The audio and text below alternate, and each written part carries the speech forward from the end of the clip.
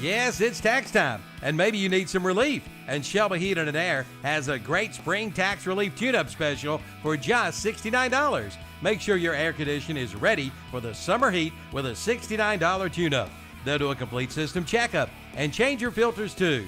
You can even book online or call 704-487-7877. Ask for the $69 spring tax relief special. Shelby Heating and Air, 1990 Eves Road in Shelby. Online at shelbyheating.com. See their page at whatsupshopper.com and like them on Facebook too.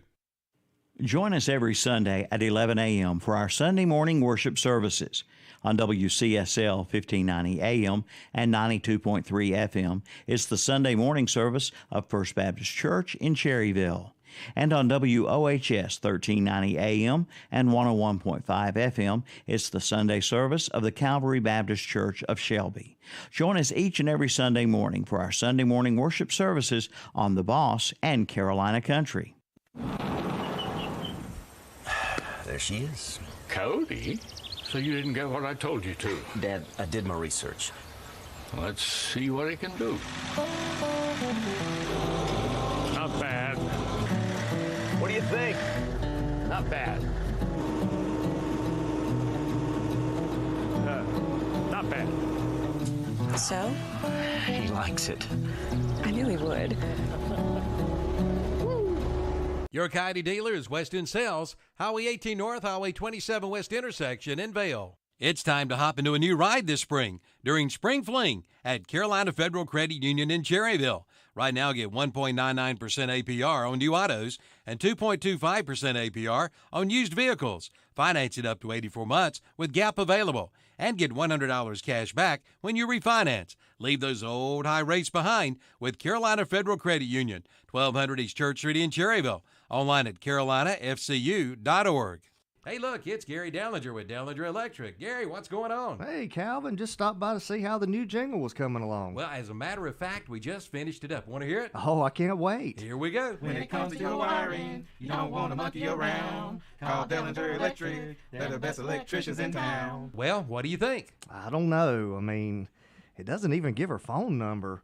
And monkey around? 704-435-0705. They're the best electricians in town. I don't have to pay for that, do I? It's back. You've been asking for them, and now they're back. At Mitchum's Kitchen in Vail, back by popular demand, is Calabash Chicken. That's right, Calabash Chicken. Come get your big plate today with your favorite size, and you can get them grilled or fried. And don't forget Mitchum's Kitchen for your party or event caterings.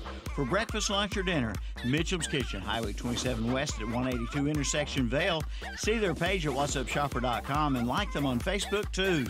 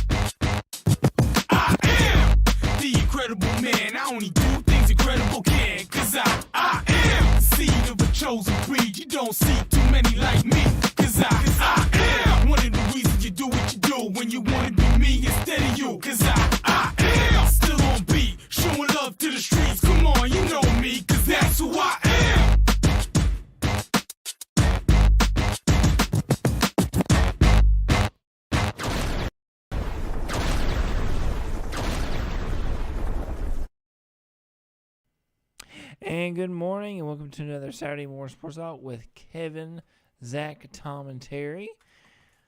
And of course, always, I'm here. Not fully here, but I'm here. All the time, aren't you? Yeah, JP? I'm all the time. Yeah. I'm tell Tom about it. Tell Zach about it. They don't never come. They never do, no. That's what I'm talking about. JP, I even forgot to change the artwork a little bit from last week, so I'll fix that for the guys in a few moments. But he just changed. He changed the artwork on us. He took all of our pictures off Saturday Morning Sports Talk and redid it. Well, I had to put the guests that were going to be on. I couldn't say, just, "Hey, listen, watch." It's just like we never existed. We were just removed Well, from he told history. me I was fired. I know. I was worried. I was like, how am I going to get my bologna biscuit video now? I didn't know whether I was supposed to No, go I today or not. don't have a video. Okay, I thought you were going to do that. Okay. We're going to talk about them, but we're not going to do a video. Well, I just want to make sure everybody knows that Shelby Heating and Air is bringing you Saturday Morning Sports Talks. Give them a call, 704-487-7877 for your heating and air needs. And in North Carolina, you might need heating and air in the same day. So you better call Shelby Heating and Air. Have them take care of your heating and air needs. ShelbyHeating.com. You can go there. They've got reviews, products, services, support, special offers. That's the best section.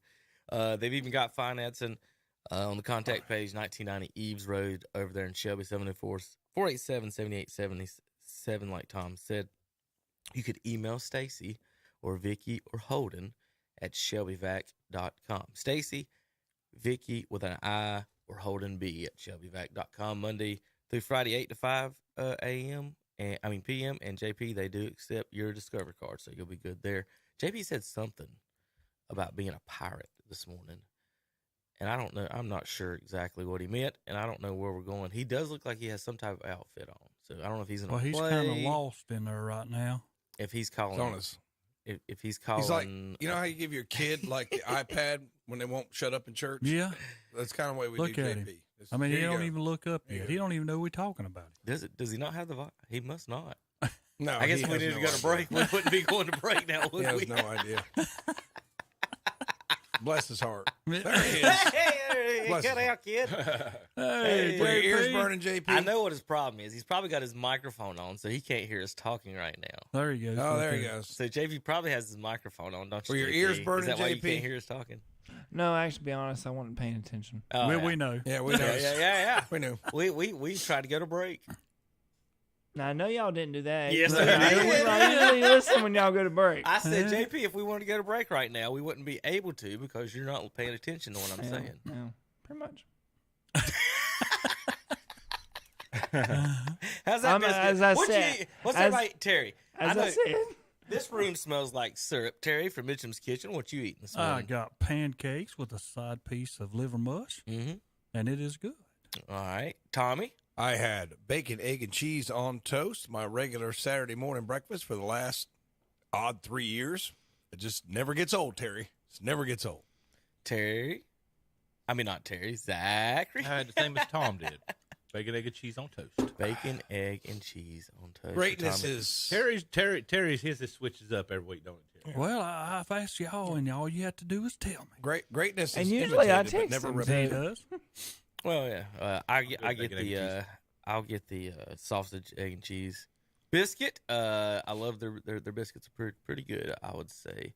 And something just happened on my screen there. If you folks watching at home, I'll get that off. Yep. But good morning, there. 704-276-1155. Call Carol Robin, and they'll get you what you need for breakfast, lunch, or dinner. And remember, you can go in and you can take it out or sit in the restaurant, That's right, it. Terry? So you could do either one. I always wondered, you said that they had pretty good hot wings there. They have pretty good chicken wings there. Yes, they do. Yeah. Boneless. Do they do the boneless wings they there? Sure do. Those are called chicken Either way. nuggets, Tom, and those are for children. No. Boneless wing. No, there is a difference. There is a difference. What is the difference? Boneless wings are different. Terry, wouldn't you agree? Don't. I'm getting ready to eat, Tom. Okay. You figure it out. You're supposed to eat before the show.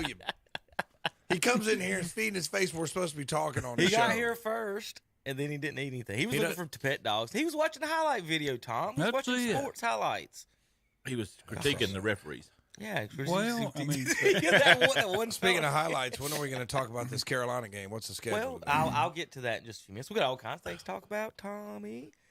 First of all, here in the first thing is, as always, welcome everybody here. And we've got NASCAR, short track racing, bumping and grinding in Martinsville this weekend after Richmond last weekend. We've got Tiger, Tom's and Terry's favorite player, it seems like. No. They're excited about his coverage. And then we've got local product. Harold Varner is actually in contention as well for the Masters. So we'll talk about the Forest View grad and where he's at and give you guys updates on that. We've also got Duke and Carolina review and talk about Final Four, Kansas, and more with that. Then we've got, let's see on my list, I had it somewhere. NFL draft is coming up this week, I think, right? Next Thursday night? Doesn't matter. Browns don't have first round choice, so I won't be watching. Don't feel bad. Every time we have opportunity to get somebody, we just let them fly away. Might watch the second round. The Panthers will watch the first night, and the Browns will watch the second night. The Browns just traded away their entire future, so it's hard to watch. Then you've got NBA playoffs are finishing up this weekend. The regular season and playoffs will start next. The playoffs aren't finishing up. The regular season. Can I say one thing? Sure. Oh, I'm sorry, Laker fans, but y'all sitting at home. I'm sorry. I'm sorry. Did y'all hear this We rumor? didn't get out of the first break. Did y'all hear this that LeBron's trying to go play with Steph now? Yeah, he made the statement. And Steph said, "Yeah, I'm good." He's not trying. He said, "If I could play with it." They asked him if you could. They do their little podcast and stuff. Now they asked him if he would. Who do we want to play with most in the NBA? He said Steph, which would be a smart decision. Somebody that can shoot. I mean, it's just one of those things where every time he gets beat, he's like, "Okay, who can I bring in here?" That's it. They said that he's a 4. He'll destroy a team in 4 years. Yeah, that's his, and you look at it, and they did the whole MO about everything he does because of what they have to do to win now. Look, I got y'all's pictures up now. There you go. The team is depleted. I see Terry. He might go. You know where he could go. And Tom's hairy head right there. He could go back to Cleveland and have all them young players around him. That's what he should do. And never mind, Kevin's got his little. We have sections. Where you talk about NBA. Okay. All right, be quiet. All right. Go on. Y'all won't talk about LeBron. Like no other sports show in the world talks about LeBron James. So what we should do. He's what? Not Jordan. Well, exactly. He's not. Never will be. Okay. All right. Real quick, before we go to the first break, we want to talk about. We've finished up highlights this year. I wanted to mention my kids this week. Basketball finished up. We're having our party tomorrow, and I finished up some stuff for this year. But we had some. I give away awards to them like we do over at KTC. And some of them, and it's hard to give out 11 basketball awards, Terry. What do you name everybody? So there are a couple of duplicates, but I told them I'd mention them and put them on YouTube, and hopefully they'll like this. So this is our MVP from the free throw line this year was Alea Smith. Alea, like some of them, Terry, you got to see the video. Some of the little ones, I got some little ones that can shoot. My best shooters were my youngest. But then the games, we can't get the shot off because the 8-year-olds are just, blocking her shots. So congratulations, Alea. She almost always hit her free throws, Tommy. She was clutch for us this year.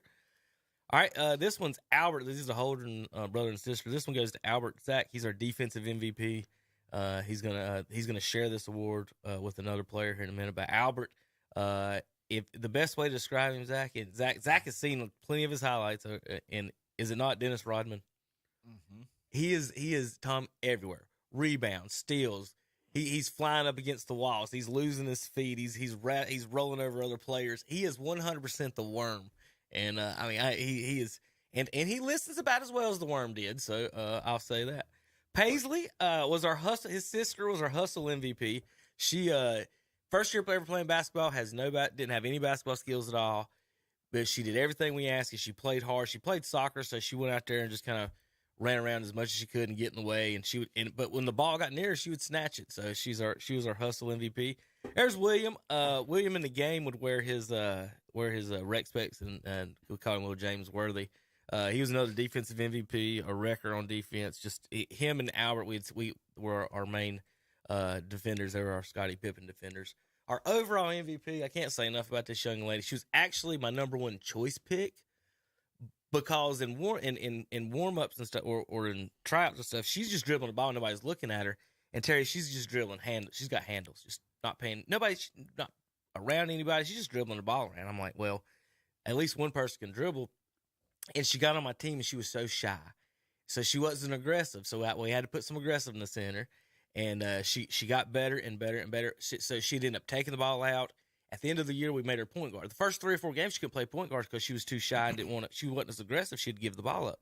So we got her going, and we got her playing point guard, and she loved that. So she would dribble the ball up and make the first pass and get the offense started. She'd take the ball out. Everything she did, she wasn't our leading scorer. She just did everything very well. And the funniest thing about her, though, Tom, and this is your generation, you love teaching and everything. It was one day, second game, we were getting ready, and she's sitting on the bench pouting. I said, "What's wrong with Zalasia?" And she goes, "This basketball game's eating into my TikTok time." That's why Tom's got three more years. So again, that's where she was in game 2, and for me to have her as my MVP, just she ended up being the most reliable clutch. She could do everything that we needed to her, and I'm just proud of her. So wanted to make sure we get that out. She'll love this. She's on TikTok and YouTube and stuff. Amir, he's our offensive MVP. He's our Muggsy Bogues, folks. He's so short, so small. He's got his little Dame Lillard shoes on there. If you're looking, he loves some Dame Lillard, and he plays a lot like him shooting. He's our offensive MVP. Austin and the other coach, we got our coaches award. We didn't want to give anything for them or something special or something. So they're our coaches MVPs, Austin, and we'll get to Caleb in a minute. Our other offensive MVP, Carter Green, little lefty, can shoot it, dribble. He is going to be a basketball player. Him and Amir, and if they stay in the Bessemer area in 10 years, will be a heck of a backcourt. There's the other coaches award MVP, Caleb Foy, a great little kid, quiet as can be, loves to play and have fun, but he's just quiet little kid, and his dad, I want to thank him, Tay, not Zay, for coaching this year. And the 6th Men Award, I love these guys.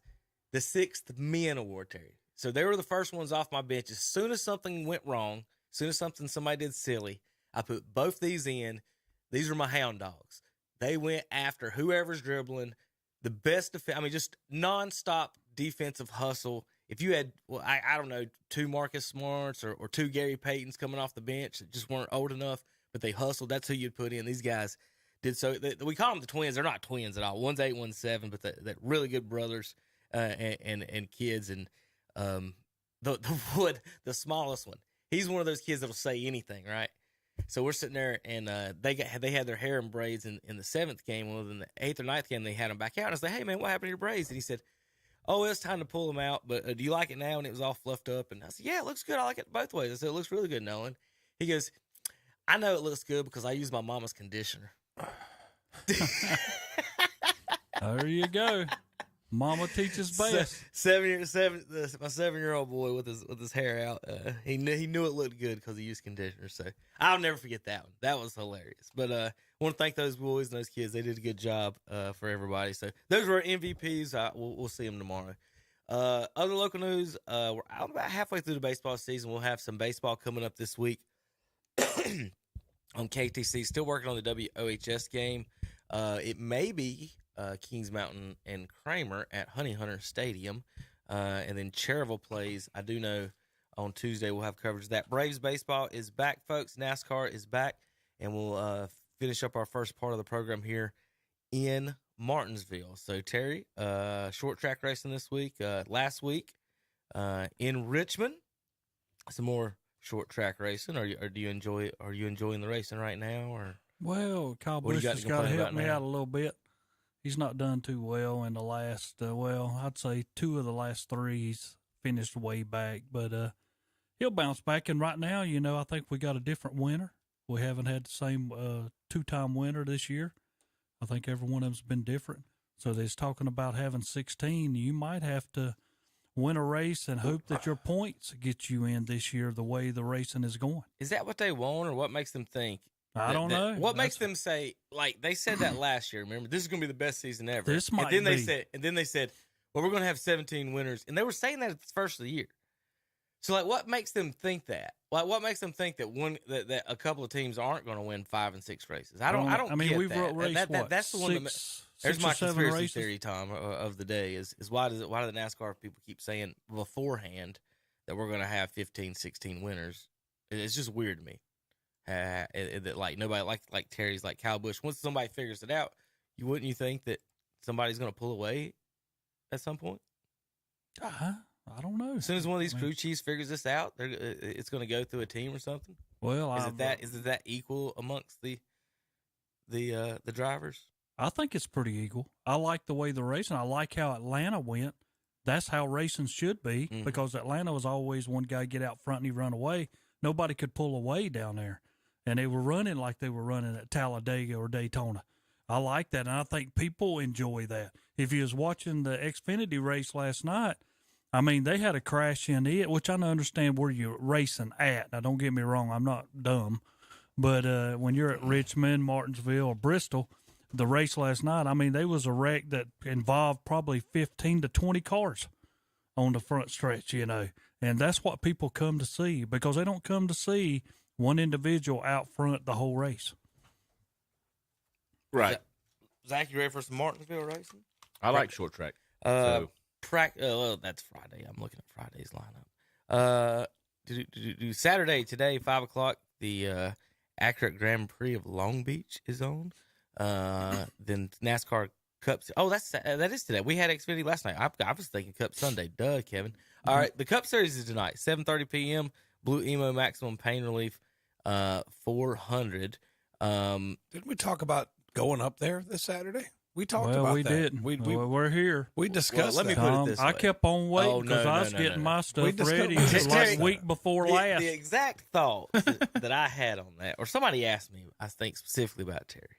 And I said, Terry's the type of person that'll sit there and you can offer him ticket after ticket to something, and he'll say no to it. Yep. And the second you don't, or the second he acts like he don't want to go to something and you don't give him a ticket, Tom, I was ready a week ago. You never hear the end of it. I will say this to Kevin: if you insinuate Kevin didn't get you tickets to something, he will remind you of time that he did get you tickets to something. So you can't do that to Kevin. You're like, Kevin, where are my Martinville tickets? What about your Hornets tickets? I got you 3 times, Tom. And then what can you say? It's not a whole lot you can say. There's a difference. There's not a whole lot you can argue with him. And I know he has nothing to do with when they schedule them, because he has offered me Boston Celtic tickets. Yeah. But and you never go. It's in the middle of the week.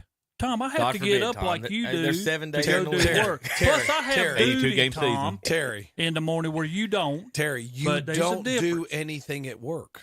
Oh, Lord. Terry, Tom. you don't do anything at work. If you go up to West Lincoln and say, do you know Terry Reinhardt? They say, don't hold that against us.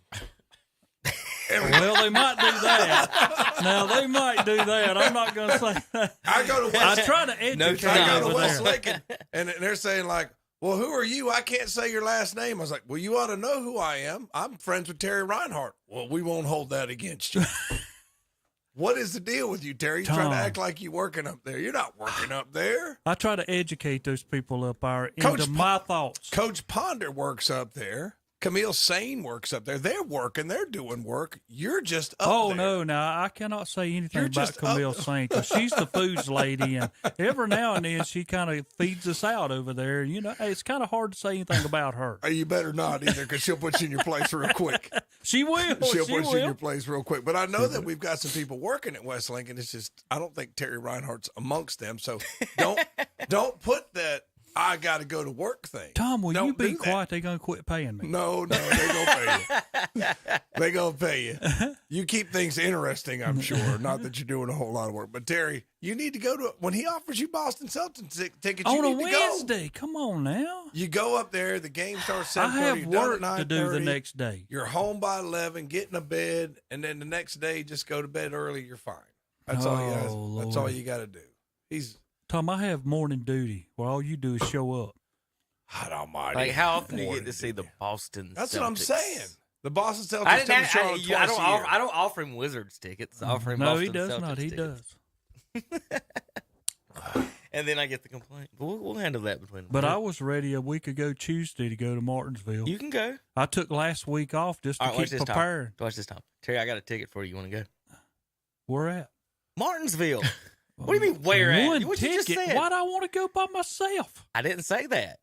Oh, I don't said have I no have a friends. I know ticket. that. I said I but have a I mean, ticket. If you want I'd go with you, Terry. I'd go with you. Okay, so y'all both are going tonight. All right, I got you. So you heard it, Zach, right? Mm-hmm. They both want to go, and I have tickets for them both. So there they're you going to go, Martinsville. Tom. Y'all have fun. Take Anna with you. Y'all get to see Chase Elliott and Eric Almirola start on roll 1. Road Road one. Cole, I was looking at Cole and said roll. Roll Custer's on roll 2. How about that? Cole Custer in a Ford. Custer. How about Cole that? Custer in a Mustangs on the front row. Cole Custer got lost, and he's on the second row. Second row. I'm going to Come say on, that come on. right. Second. I got to quit looking at his name. Busher is starting 4th on the second row. William Byron 5th. Kevin Harvick 6th. Christopher Bell 7th. Kyle Larson 8th. Keselowski 9. Gilliland 10. Kyle Busch, Blaney, Cindric, Logano, Alex Bowman, Michael McDowell. Terry, is Kyle Busch racing this week? Oh, he's down there somewhere. Is he in the Xfinity? Oh, I thought he was like 12 or 13. 11. I missed him. Yeah. Okay, see there? Come on, Kevin. What? Christopher Bell outdrove him. Oh, yeah. I'm going to tell you something. I will give the new generation drivers, and if you haven't watched them, it's worth watching. I know when Elliott and all of them come in, everybody thought, well, okay, a lot of guys are leaving, and we losing some big hitters. Big hitters. But this new generation of Chastain, Cindric, and all of these new guys that have come in are as good as anybody out there. Mm-hmm. So if you think that there's not good racing, I get so tired. And if I was the older group, I would get mad of seeing them up at the front. Yeah. Because they just started this year in this, and they are up at the front in all the races. And it's worth watching now, and the racing is tremendous. I will give NASCAR a heads up. I hardly ever do, but I'm giving them a heads up because the racing now is what people want to go watch. This racing, anybody can win it, and that's how it should be. Racing has been good. I've been wondering if Terry was ever going to say something to that nature, and good for you, Terry. It has been pretty decent. I just, I like I said, when I hear them say things before they happen, like, hey, we're going to have 16 winners, like, how do you know that? It's just that's just been weird. A different winner in every right, race. And they did that last year too. So we're, and this is not Kyle Busch. This is not Kevin Harvick. We'll come to the road course and Chelly say Elliott get his win, and then another. He couldn't do it at Sonoma. Well, yeah, happens sometimes. We'll see. He's got a couple more fight sticks this year. Is what they're doing. He's another one. There was a major fight last night in Xfinity. Did y'all see that one between the drivers? That one was pretty. I'll pull that up in a second. Old school fighting, huh? It wasn't bad. It was pretty entertaining. Let's see if we can get to it. In the Xfinity, Brandon Jones actually won the race. So if you were wondering about that, it was Gibbs and Mayer. They were John banging Mayer. all night. Well, yeah. And that's so for a long time they were first and second. Did you see Dale Jr. get wrecked? Was he in that? Well, Junior, just stay up there and keep. Yeah. I mean, don't get me wrong. He was up to 10th, and then he got wrecked, and he ended up being back to 25th. So just sometimes you get keep wrecked. announcing. Just keep announcing. Terry, sometimes you get wrecked, don't you? Well, okay, whatever. Stay out of it. So every once in a while, he just does it for fun. Exactly. Yeah. I was wondering what was how did he end up in that situation? I have no idea, Kevin. Probably just come up and said, I'm Dale Jr. and I want to race. It wasn't a major thing of him being in it. So, all of a sudden he's in it. And I know he might have elected to do this a couple races this year. But that's pretty cool. Could you imagine, like, once in a while, Brett Favre comes back and plays quarterback? Yeah, I'm going to throw a couple balls today. Even if it was for, like, a minor league team or something, just to go see the old guys get back out there. It's like some sports you can do that. Golf and racing, you can do that. But that's pretty cool for him to come back out and, here's the fight. I'll shove you, buddy. Oh, that ain't nothing. He took his helmet off in front of him. That wasn't really smart. Now he took it off, and now it was a bad decision taking off the helmet because the other one with the helmet's going to make him pay for it. But that's exactly. Good job, buddy. Why would I fight a guy without my helmet on? Right. What? Come on now. He took his helmet off and flipped his visor. I think he was wanting to take his helmet off, so there'd be some honor in the fight. I didn't know this would be a blurry video of someone's back. Why would they even post this? I don't know. But I've seen a lot better version of that. Give me a sec. We'll find that. But anyway, as far as the fighting and stuff on pit road, Terry, is that your cup of tea on that? Well, I mean, you got to have something. Was it staged? Here's maybe a little better version of it. I know I saw a good version of it. I saw a punch land on Twitter's, so we'll see if this is one of the good ones. But Yeah, this might be it. So, again, this is Gibbs and Mayer on pit row, a little shoved in.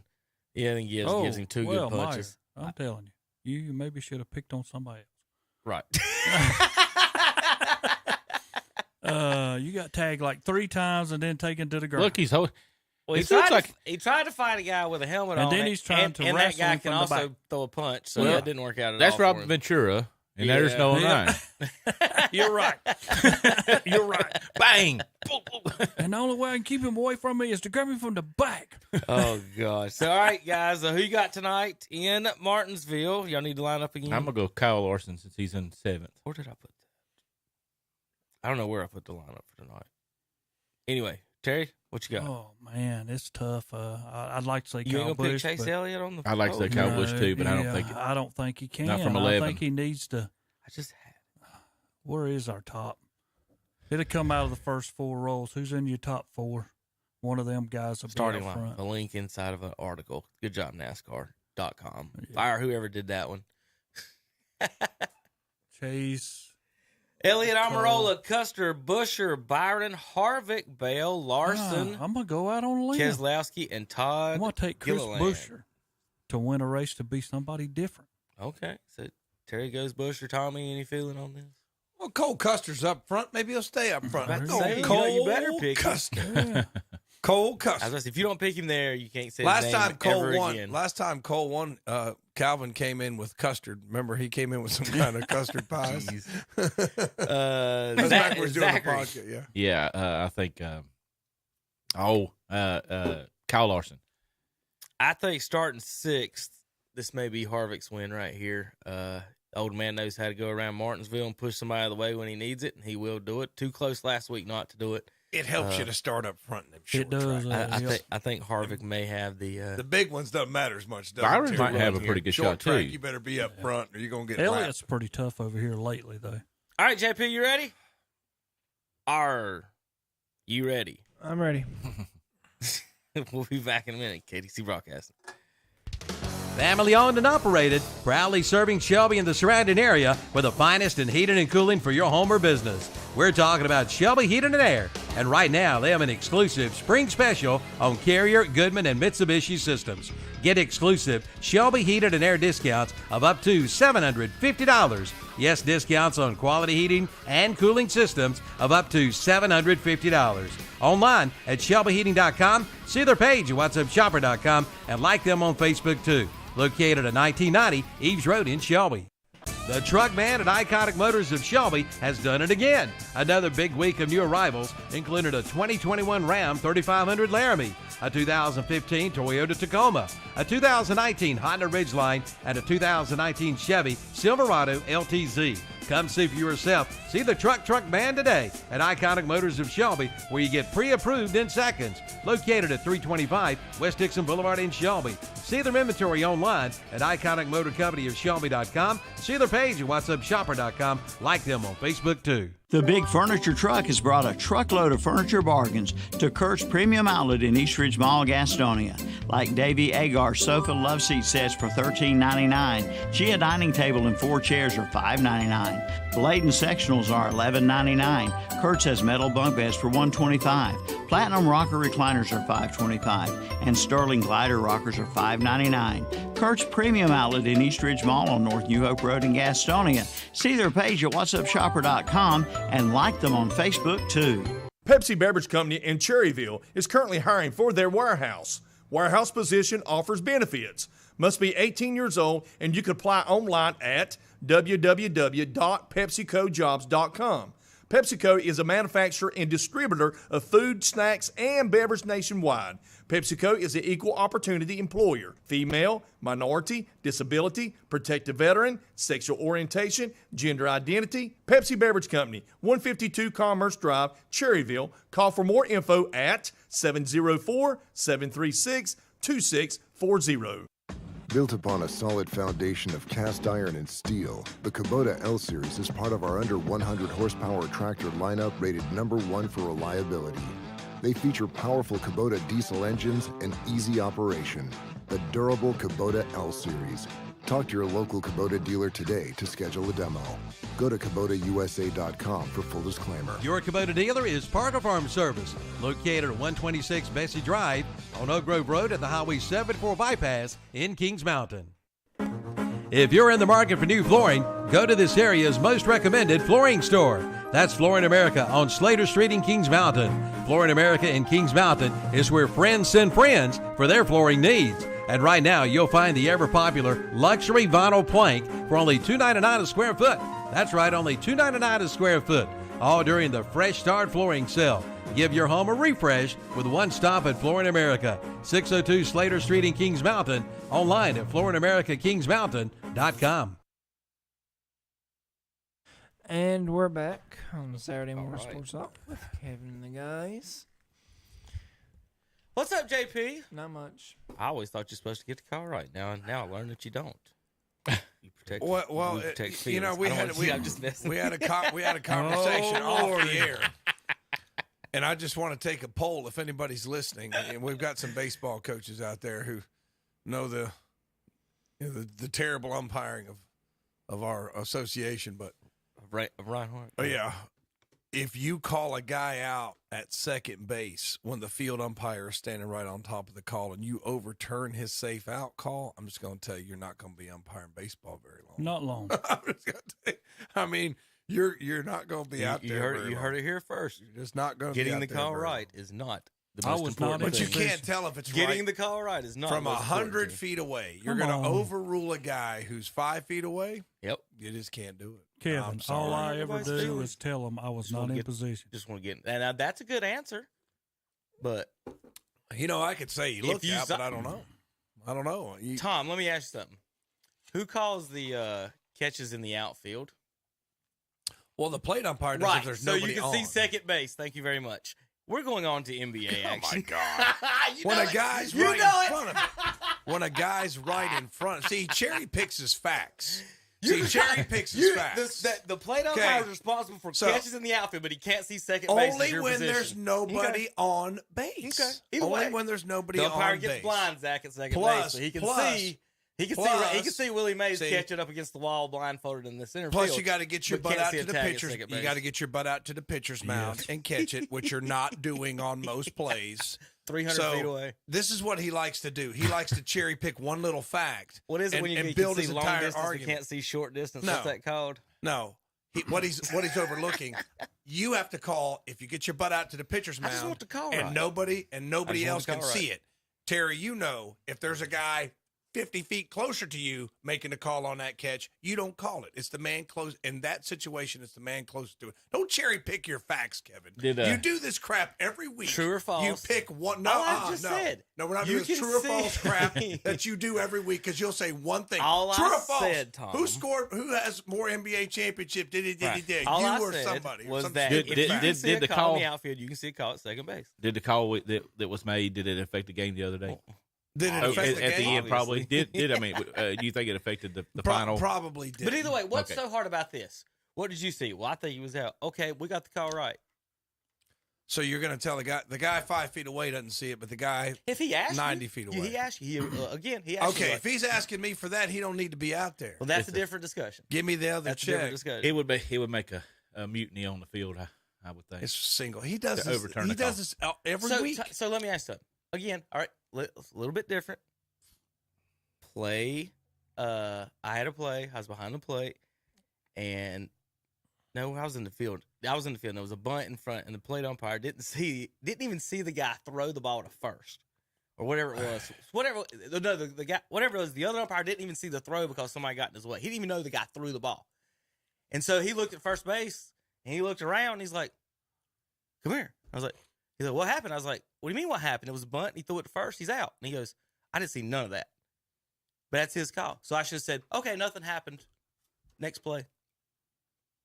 If you're 5 I'm feet just away wondering. from it, looking right at it, and He say, "I asked didn't," then He asked me what happened at first base, and I told him, and he said, "Okay, you need to make the call because I didn't see any of it." I'm just going to go ahead and tell you, He would last about one game in high school baseball. That Getting would the, be exactly. getting the calls you would right, be I would done. I would get kicked out of the league. Because the Y'all next hear- time, y'all the hearing next this, guy Zach? would be like, I'm Zach, not getting going the to calls do it. right. Getting the calls right. I would be ostracized. I think that that I think, teaches you all the head coaches. That's all you need to know from the umpires. You don't know what the call is. I think you don't know what the call is. If I a love man's closer to you, he Here's makes what the I call. see. I think if Tom goes out there and changes the call, Right. then he's the most hated man if he ever comes back to that stadium. If they were the home team, No, If and there that, is. it's not the proper way to do it. Yeah. There you Now go. I will tell you this: there was a first round playoff game. Ball hit the shortstop. There was a guy going from second to third.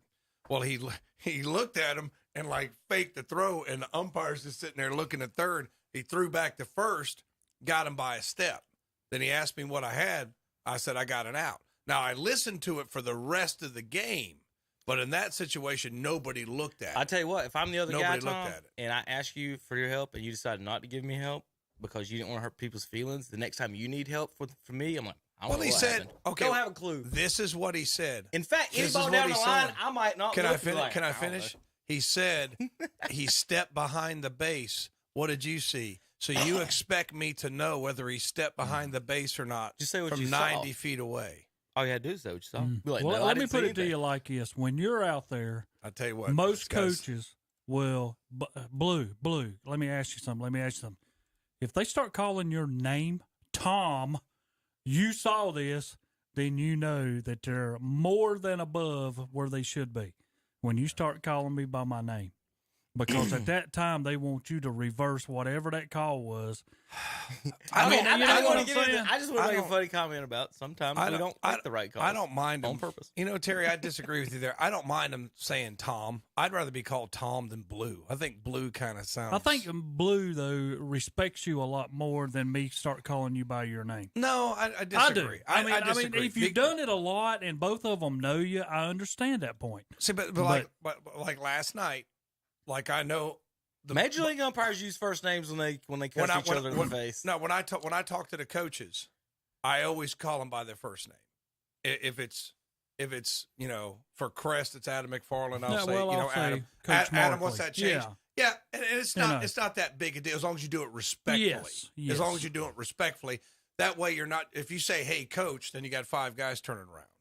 If you say "Hey, Blue," it's just I don't know. I think it's more professional using it. Go ahead, Kevin. I know we're digressing. Go Lakers. I know Tom would and Terry were excited about talking about LeBron and Lakers this morning. Here's my comment before you guys go. And Zach kind of alluded to it a little bit about how he destroyed teams, blah, blah, blah, blah, as far as every 4 years. Here's the thing with that, though, is that I don't necessarily he destroys them, is that it is the way they get in the cap situations and draft pick, and then he leaves. Everything. But again, he always has to have a perfect situation to succeed. Like there's no like, hey, I'm overcoming this. He thinks winning a championship, Tom, is that what he specifically says and repeats over and over. Winning a championship in Cleveland makes me the GOAT. He thinks that's the hardest thing that's ever been done in the NBA, and that's the only thing that ever counts. Chicago was horrible when Jordan came there. He don't get that. He has no idea Chicago was awful. Awful. And he thinks that is a higher achievement than anything. And I don't get what even that means. You're just wearing laundry. You're wearing a jersey that says Cleveland. Why does that make it harder? You had good players. Was Kyrie Irving on that team? That's what I'm saying. Was Kevin Love on that team? Yeah, So, I mean, you could start naming players who helped him. Every time he's had two really good players, if not all-stars, that can make shots. LA, we miss the playoffs. We win the championship bubble. We lose in the first round because we made we added a play-in tournament so I could make the playoffs, and then now we missed the playoffs again. So the perfect situation for him to win the championship this time was no fans. Anthony Davis got 3 months off to come in healthy to a basketball tournament, not to a season, inside the bubble. So again, let's see, one championship you had Kyrie saving him, the other championship Ray Allen saving him, and they beat the Thunder, and the baby Thunder, however you want to look at them. But every situation has had to have been a perfect situation. I mean, you had D Wade, you could argue, was probably the best player on that team, that first championship. And Chris Bosh is there. So every time. So now Terry's on this team, and we talked about this when they got together, especially this year. There's no good mix of. There's no shooters. There's no other scorers. So like LeBron's game is bring the defense to me. If I can get by him, I'm going to lay it up. If not, I'm going to kick it to one of the guys that can shoot and score. Russell Westbrook's not a shooter. Anthony Davis is not really a catch and shoot a shooter like that. They have nobody that he can just dish and get the ball and score on the wing. And you got an old Carmelo Anthony. Right. So you got all these old guys. So looking at that, you can sit there and say, there's no way their mix is going to win at all. And some of us alluded to that. We said six. I think most of us predicted like 6, 7, 8 seeds. But now they're not even in the playoffs. And people were like, well, they missed all these games. Jamal Murray didn't play for the Nuggets. They made the playoffs. Kawhi Leonard didn't play for the Clippers. They're 40-40. Same city. And the biggest thing with this year, everybody said, oh, he didn't have any help. But he was the leading scorer on the team. He's not having a down year as the way he is. He's been injured a little bit, but 11-29 on the road this year with the Lakers. And another thing, too, you have to understand that they showed a stat that when LeBron, Anthony Davis, and Westbrook all play, they're 11-10. So 21 games is all them guys played with each other all year long. And they were just barely over 500. Yeah, so they never had camaraderie out on the court with each other because nobody never was there. It was always somebody hurt. So if they would have stayed together and we multiply that out, they would have been possibly the 7 or 8 seed. Yeah, they would have been in the playoffs. You mentioned Michael earlier, and one difference. I was watching the game the other night, and one thing about if Kevin Durant has the ball and Steph Curry has the ball, I don't want to give them any room whatsoever to shoot. Right? If LeBron has the ball, is that the same case? Not, yeah. I mean, you'd rather him not drive and get an and one. Well, here's your deal with him. He can shoot the three. He can, 100%. LeBron can shoot, but what I mean by that, he's not so dead. He's Allen Iverson shooter where he gets hot, he's going to kill us. He's not. If he touches the ball, it's going in like Klay Thompson or Steph Curry. That's what I'm saying. If Durant, if they touch it, they shoot it, it's going in. So what I'm saying from a defensive perspective, Terry, you're guarding them. So LeBron, you're like. If he shoots, I'd rather him shoot a 3 than do something else, right? Mm-hmm. Westbrook, I ain't got to worry about the 3. Anthony Davis, I'd rather him be out there shooting. Yeah, me too. I would let both of them shoot. So there's 3 of the 5. You don't even care if they take a jumper for the most part. That's what you would want defensively. So all you got to do is guard 2 other guys from hitting threes. And so guarding them in that way, I just never thought that would work. They ain't got the firepower. So they're out. Some people say is it a success or failure in LA championship. Tom, you got one in Cleveland. I weigh those completely different as far I know he does too, but LA you're expected to be successful every year. Winning one championship and missing 3 in Cleveland, like he said, would probably be a success. Well, he sees, but in LA, you've got to compete every year, right? Yeah, he sees snapping the Cleveland jinx as his claim to fame because the city hadn't had a championship and all. What the guys say, well, guys don't want to go there, players don't want to play there, blah blah blah. But you made a good point. Well, yeah, you forgot J.R. Smith was still playing very well at that time too, even though he kind of faltered off after that. So there were a lot of good players. Ilgauskas was still playing on that team. Ilgauskas was an all-star. Yeah, Ilgauskas was there. Love was there. Irvin was there. So I mean, they had a lot of pieces there around him. So it wasn't like the old. Well, it's a dying Midwestern city. Nobody wants to go there. They all want to go to, like Odell Beckham. Get me out of Cleveland so I can go back and sit on the beach in LA. But why would you say that? I mean, why would you come out and say something like that when you had the stars that you had with you? Because he makes his own reality. It's the star worship we have in this country. It's just star. It's like Terry, it's ridiculous. It's ridiculous. The way that they have framed all this, people believe that Scottie Pippen is so much greater than he really is. And but just to be able to try to tear down Michael and uplift, and what this generation don't get is the very next generation. As soon as LeBron retires, they're going to do the same thing to the next guy. Is this the best thing? The TV guys, think about this: ESPN and Fox can't come out and say, "Hey guys, come watch the 25th best season we've ever had in baseball history." Can NASCAR come out and say, "Yes, this is not as good as 1986, but come watch us anyway"? They have to promote year after year after year after year. These guys are the best ever. This is the best athletes. They're faster, bigger, stronger. They're this, and that. Scottie Pippen, for example. for all these people that want to put him as how great he is, he was a great defender and a facilitator of the basketball. In the championship seasons, okay, with Chicago, he averaged 20 points 2 of the 6 years. Yeah, I was thinking if I was guessing, he would average like 16, 2 7 and 7. of the 6 years, he averaged 20 points. In his career, he only averaged 24 times in his whole career. 2 of those were the 2 that Jordan was gone. So Pippen was given points, but it's not like he's throwing 25. He's not throwing in like, when Kyrie helps, he throws in 25, or Steph Curry or Clay that's 25 or 30. Pippen's throwing 15 to 20 points every night. 25, he has a good night. It's not even like he's dominating scoring like that. So there's a different reality in what some of these guys think about the pastime. So they'll say, well, he had help, so I've got to have help too. So I've got D Wade. Well, let's look over to Dwayne Wade. What did Dwayne Wade score while they were winning championships? Dwayne Wade. It's actually an awesome website, isn't it? Yeah, it is. I mean, that's all. Oh, Basketball Reference is good. Yeah. I don't even know how to spell Dwayne Wade's name. We'll go Dwayne. It's a Y-A-N. There it is. So you go to Dwayne Wade's name. All right, championships. Anybody remember what years they were? I think it was 06, wasn't it? 06? 05, 06? You talking about we talking about Shaq or we talking about with LeBron? Well, with LeBron.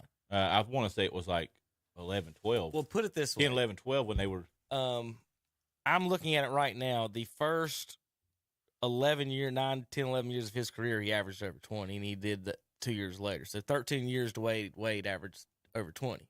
Scottie Pippen did it 4 times. So that's the difference when we're talking about the help LeBron actually had. He had all-time scoring help of Dwayne Wade and Kyrie Irving, and Michael had a 17-point score. Did he average 30? He averaged 30? Yeah. He was. Wow. That was right before LeBron came, I believe. That's when they had Bosh, him, and LeBron. Who else did they have? They had a couple other guys. Ray Allen hit the shot against the Spurs. I mean, what a fourth man you've got in Ray Allen. Let's throw Ray Allen, a ball out on the. So here's a quick board. I like this one, Tom. You'll like this if you're into graphs. If I can pull it up. Bosh was the loser in all that. You probably can't read online. I even if I pull it up there, you won't be able to see it. But all right, so this is most seasons scoring 30 points per game. Right? You got me? Following me? Jordan with 8. Chamberlain 7, Oscar Robertson 6, then Iverson, Dantley, and Jerry West with 4. Harden, Durant, LeBron, Kobe, all these scoring heroes 3 times in their career. Remember, I thought it was more points.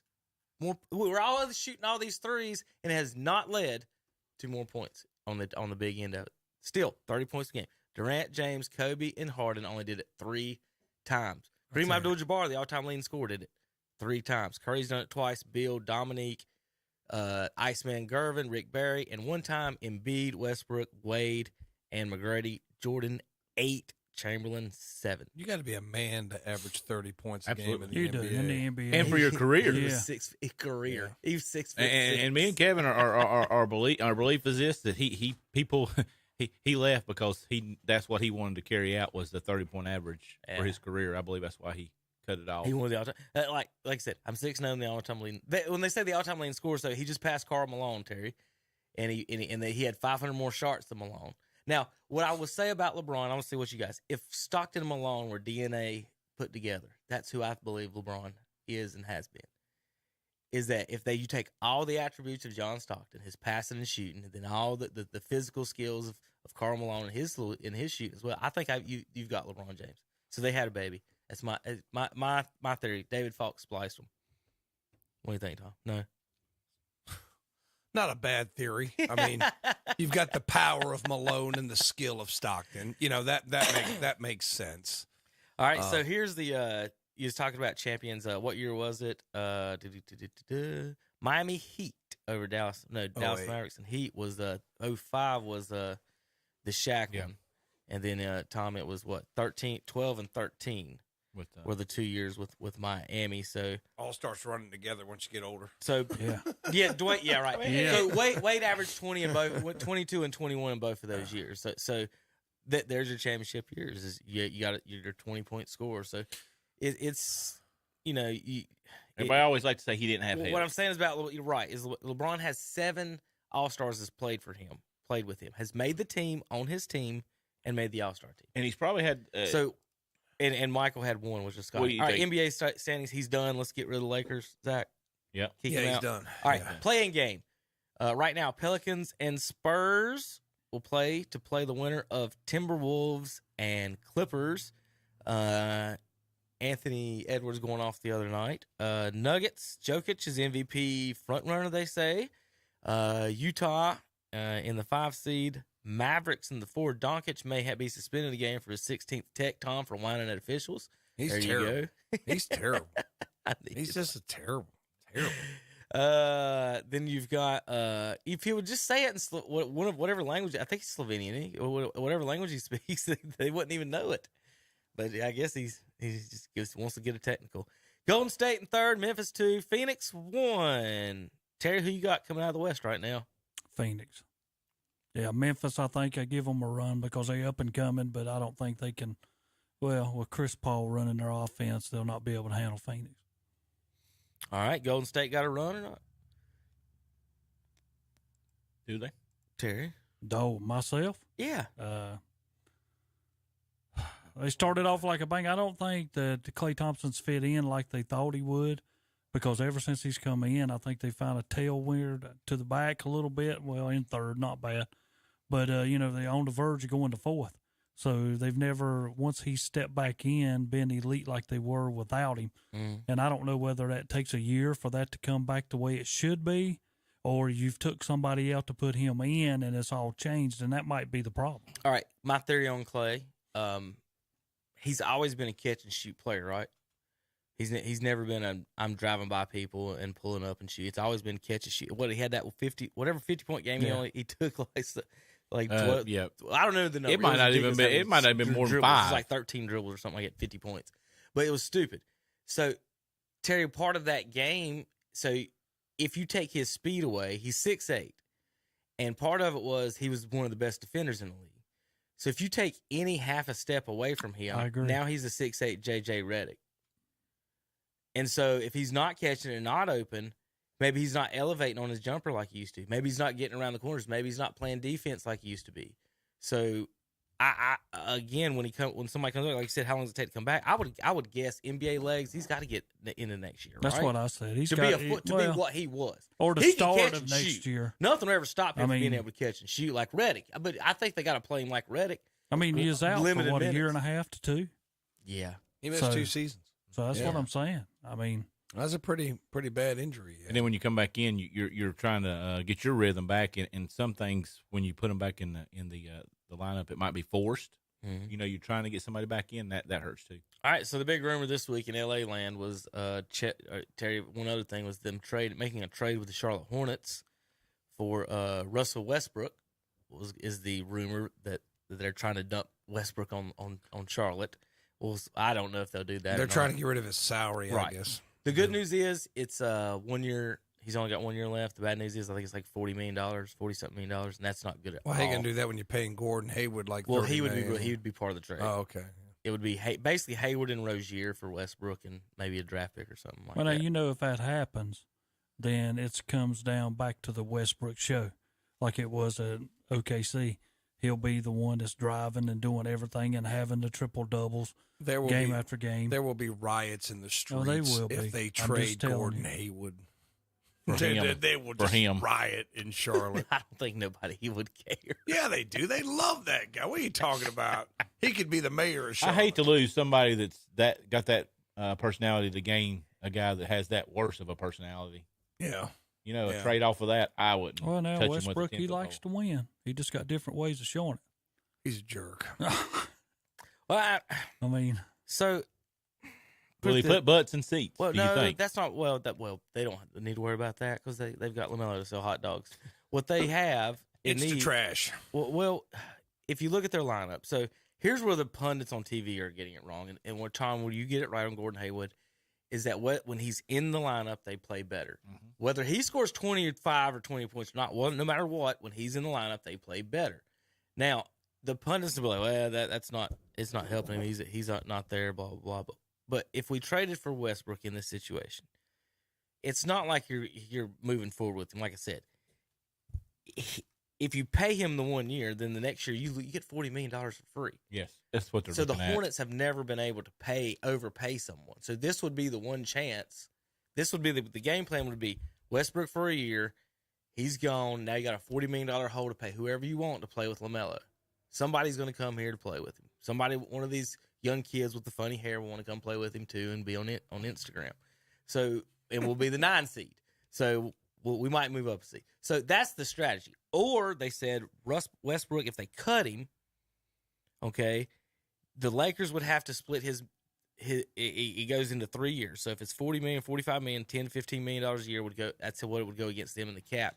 And then whoever signed him could sign him for whatever they wanted. So you could sign him league veteran or veteran minimum, whatever it is. So the Hornets could go that direction, which would be a decent direction. But that would just be adding him to be a basketball player, not to just take up $47 million for next year. So that wouldn't really help them cap wise. That would be a basketball move. So for them, there would be a trade for they said Hayward, but whatever. Well, anyway, I'll get back to the minute. Let me pull up the numbers on that. Let's go real quick, Zach, to the East. Charlotte would have to play Atlanta right now in the play-in. Tom, right now you're in the play-in with the Brooklyn Nets. Had too many injuries going down. Let's look at Nets and Cavs. I know it's a one-game series and all this. You don't want to play Durant and Kyrie in a one-game shootout. Let's say you lose that game. Matchup, who would you rather have coming to Cleveland and not have, or how break down the matchups between the Cavs hosting either the Hawks or the Hornets for that 8th seed? I definitely want to play the Hornets. I don't want to play Trae Young because when he gets hot, I watched one game. I think it was over Christmas break, and we jumped all over Atlanta. And Trae Young just starts coming out, and he just starts hitting everything he throws up. I mean, he's such a streaky shooter. That kid can go out there and have 50 points. And what you talk about in a one game, who's got the guy that can have a crazy game and destroy you? Trae Young. Who the Hornets got that can do that to you? We got one that can shoot 25 times. It's random every night for Charlotte who's going to get the 20. That's what I'm saying because I don't want to face Trae Young because if he gets hot, that one guy can beat you. So that's why I'd much rather play Charlotte. Even though I think, Atlanta's been inconsistent, Charlotte's been inconsistent, Cleveland's been inconsistent.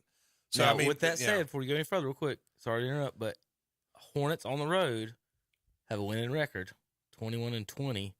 Atlanta is 15-25 on the road, so they would be coming to Cleveland. Does that weigh into any of that? I mean, you always have to.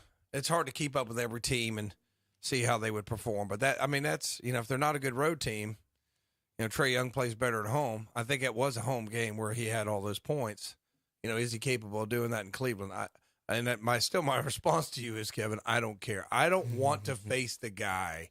Why do you want to face Durant when he can kill you with a 50-point game? Why do LeBron James came to Cleveland a couple weeks ago and had 40 and beat him? And they're the worst team. If the team has that one guy who can kill you, Cleveland, without Jared Allen in there for the rim protection, hopefully he's back for the playoffs, but he's been out forever. I mean, you're a totally different team with him. Right. That's what I'm saying. Now, if we have him, I like our chances against anyone. And I've read that he might be coming back, but hasn't come back yet. So, it's just one of those things where I just made my point. I don't want to face Trae Young. Terry, two teams out of the play-in the East. Who's coming out of the East right now? Remember, Brooklyn and Cleveland, whoever wins that gets the 7. Then the loser of that game would have to play the winner of Hawks and Hornets for the 8 seed. Who's coming out of it? Yeah. Brooklyn. And one more. So that would mean Cleveland hosting Atlanta or Charlotte. There you go. Oh, well, I'm just going to tell you, I think it's Brooklyn against Atlanta. Okay. So you got Brooklyn and Atlanta coming out. So if that happened, we'll let Zach look at the matchups. Honestly, though, here's what's bad. If you're either one of these teams, wouldn't you rather be the 8 seed than the 7 seed, though? Would you rather play Milwaukee or Miami in round 1? I'm gonna tell you the truth. I think you would rather play Milwaukee. You think so? Yeah. Then you'd I rather just deal like with Miami's Giannis? total whole team. I get it. I do too. I like the their total depth. whole team. They're tough too. Yeah. I mean, they're just a tough and they're team. going to play defense. The problem, they play defense exactly. The problem with Brooklyn, and here's the one thing about Kevin Durant: there's always one player, one person that's your nemesis. Giannis is the one person that can block his shot and guard and try to stay in front of him and stay with him. He's the one person that can do it. He, to me, might be, Zach, Olajuwon's David Robinson's Olajuwon. Yeah. To where there's nobody in the league that can deal with that Robinson couldn't guard or deal with, but Olajuwon still is going to get 30 on him. But David Robinson's going to put 25 on him, but there's nothing he can do about that. So to me, that's the one. I think Durant against Miami I think he would dust them. But Milwaukee, I think we're good again, Terry. We keep stepping on the line and shooting threes at buzzer beaters against this team every time. The thing that bothers me about Miami, and when you say it, well, they're going to step out and shoot threes. What's Miami? Miami's got Robinson. They got Hero. Right. They got Butler. I mean, they got so many guys that can step out there and just fire away. But remember, they've been fighting with themselves, too. Well, they have. They don't like the coach. They don't like each other. How mad are they going to get at each other when Durant's got 40 on, or Kyrie's got 40 on somebody's head, and one of them tells them, you play defense, and it all blows up. And Jimmy Butler is always been just combustible. But Terry, anytime he can blow up. So if you're say Cleveland, because they're going to have to play one of these teams as they come out of it. Tom, who would you rather have, Miami or Milwaukee? We'll ask you. Boston, you're going to be sitting with Chicago, who doesn't win on the road, Terry. So we'll talk about that in a second. Real quick, Tom, one more question before we go to Terry with that. Miami or Milwaukee, which matchup do you like better as a Cleveland Cavaliers If we have Jared Allen, I think y'all can beat Milwaukee with Jared That's Allen. what I'm saying. Because they'll have a shooter's chance. You're not going to stop Giannis, but at least you've got somebody to slow him down. Foul him when he gets near the rim, block his right, shot. You got somebody to slow him down a little bit. So without him, I think we stand a better chance with Miami. But it just depends who we get back. I've read a little bit, and there's rumors that he might come back, but I haven't said he's playing. I haven't read anything that said he's playing. When is the play-in game? When is it? Do you know? Next week. Yeah, because I think we only got one game left in the season. Yeah, I think during the break, I'm going to look it up to see. Yeah, Charlotte plays tomorrow. I think was their last. It's meaningless. Well, I don't. Yeah, it's meaningless because we're still 9-10. We could get to 8 if You Cleveland think we can? loses. If Cleveland and Atlanta loses, But do they have the tiebreaker over? I don't know. If all of them lose, we could get 7. They're only one game apart. I don't know the tiebreakers at all scenario. So it seems like everybody probably needs to try to win today. Thomas, what was the last thing you just asked me a second ago? When was the play? What day? I'll pull that up real quick. Terry, Bulls and Celtics. How you feel about that matchup with Chicago right now? You're one game out. You're half game out of 4, so could be Toronto. Either one of them. I don't. Before the season, I thought Chicago would have the best depth. They've played like crap on the road. At home, they're 27-14. I'm gonna tell you about Chicago. They're. I mean, how many times have they beat the elite teams? Well, I told you last week they were 0 and. So I mean, I just don't think they can play anybody that's above against them. The top 3 seeds. I mean, that's just me. I took don't a think nosedive, and I don't think Ball's played much for him lately. I think he's been out. So Tom, the play-ins begin Tuesday.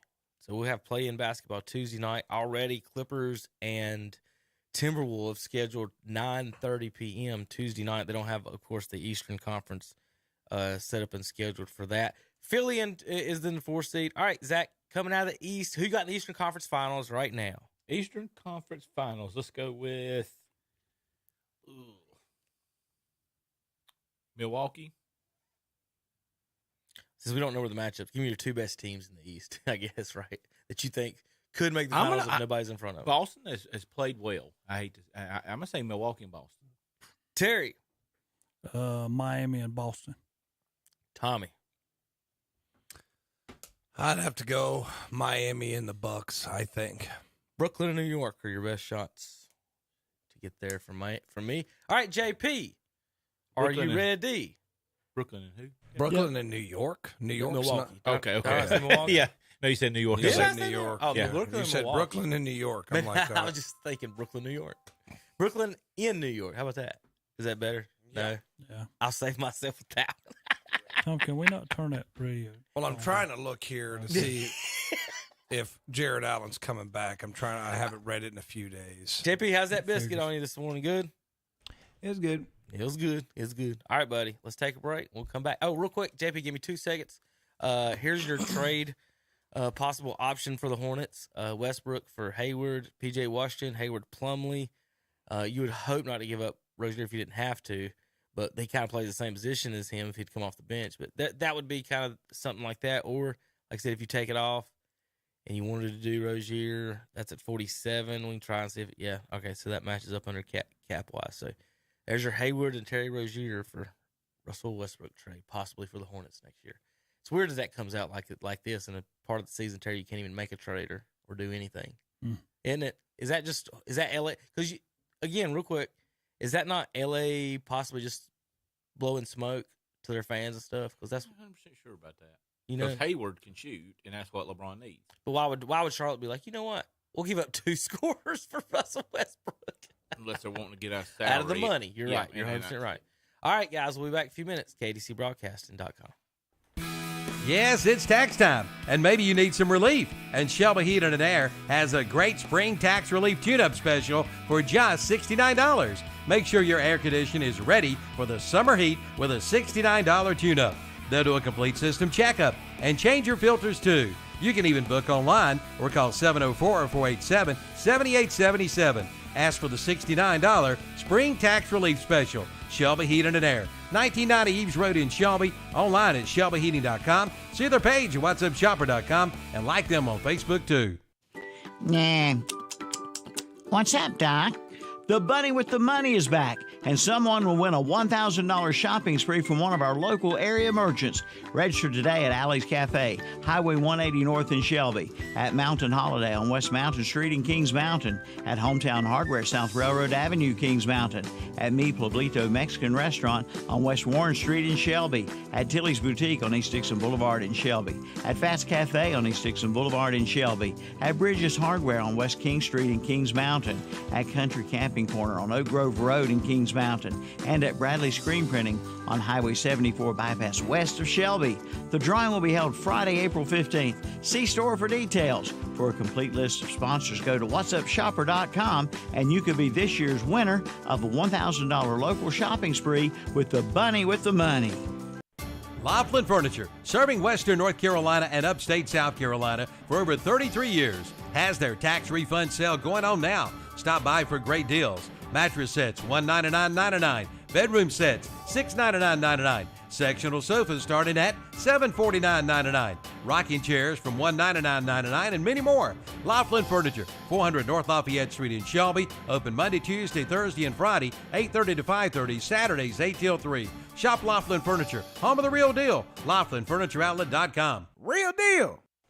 Every time you turn around, Hojo Power Sports and Equipment in Shelby are adding a new line of power equipment and just arrived world-long zero-turn mowers. Come check them out today and see the line of Cub Cadet zero-turn mowers, including the Cub Cadet zero-turn mower with a steering wheel. And check out the new line of DeWalt 20 and 60-volt battery power tools. Hojo Power Sports and Equipment, 110 Grigg Street in Shelby, off South Lafayette Street. Online at hojopower.net. Like them on Facebook too. There's nothing like cash in your pocket, especially if you can turn your scrap into cash with the help of Gaston Used Auto Parts and Recycling in Gastonia. For over 25 years, this locally family-owned and operated business has been giving some of the best prices for scrap. They take tungsten scrap carbide, as well as stainless steel, aluminum, copper, and brass. Need help? Gaston Used Auto Parts and Recycling will supply you with a roll-off container to help make your recycling easy. Turn your scrap into cash with the help of Gaston Used Auto Parts and Recycling. 305 Dogwood Street in Gastonia. Call 704-827-9468. Online at GastonUsedAutoPartsAndRecycling.com. Don't let bad plumbing drive you plumb crazy. Call the plumbing experts. That's Olmsted Plumbing in Forest City. Sure, they can clean your drain or even do a camera inspection for sewer line and replacement. But did you know they have water treatment systems and water heaters? From residential to commercial, they do it all.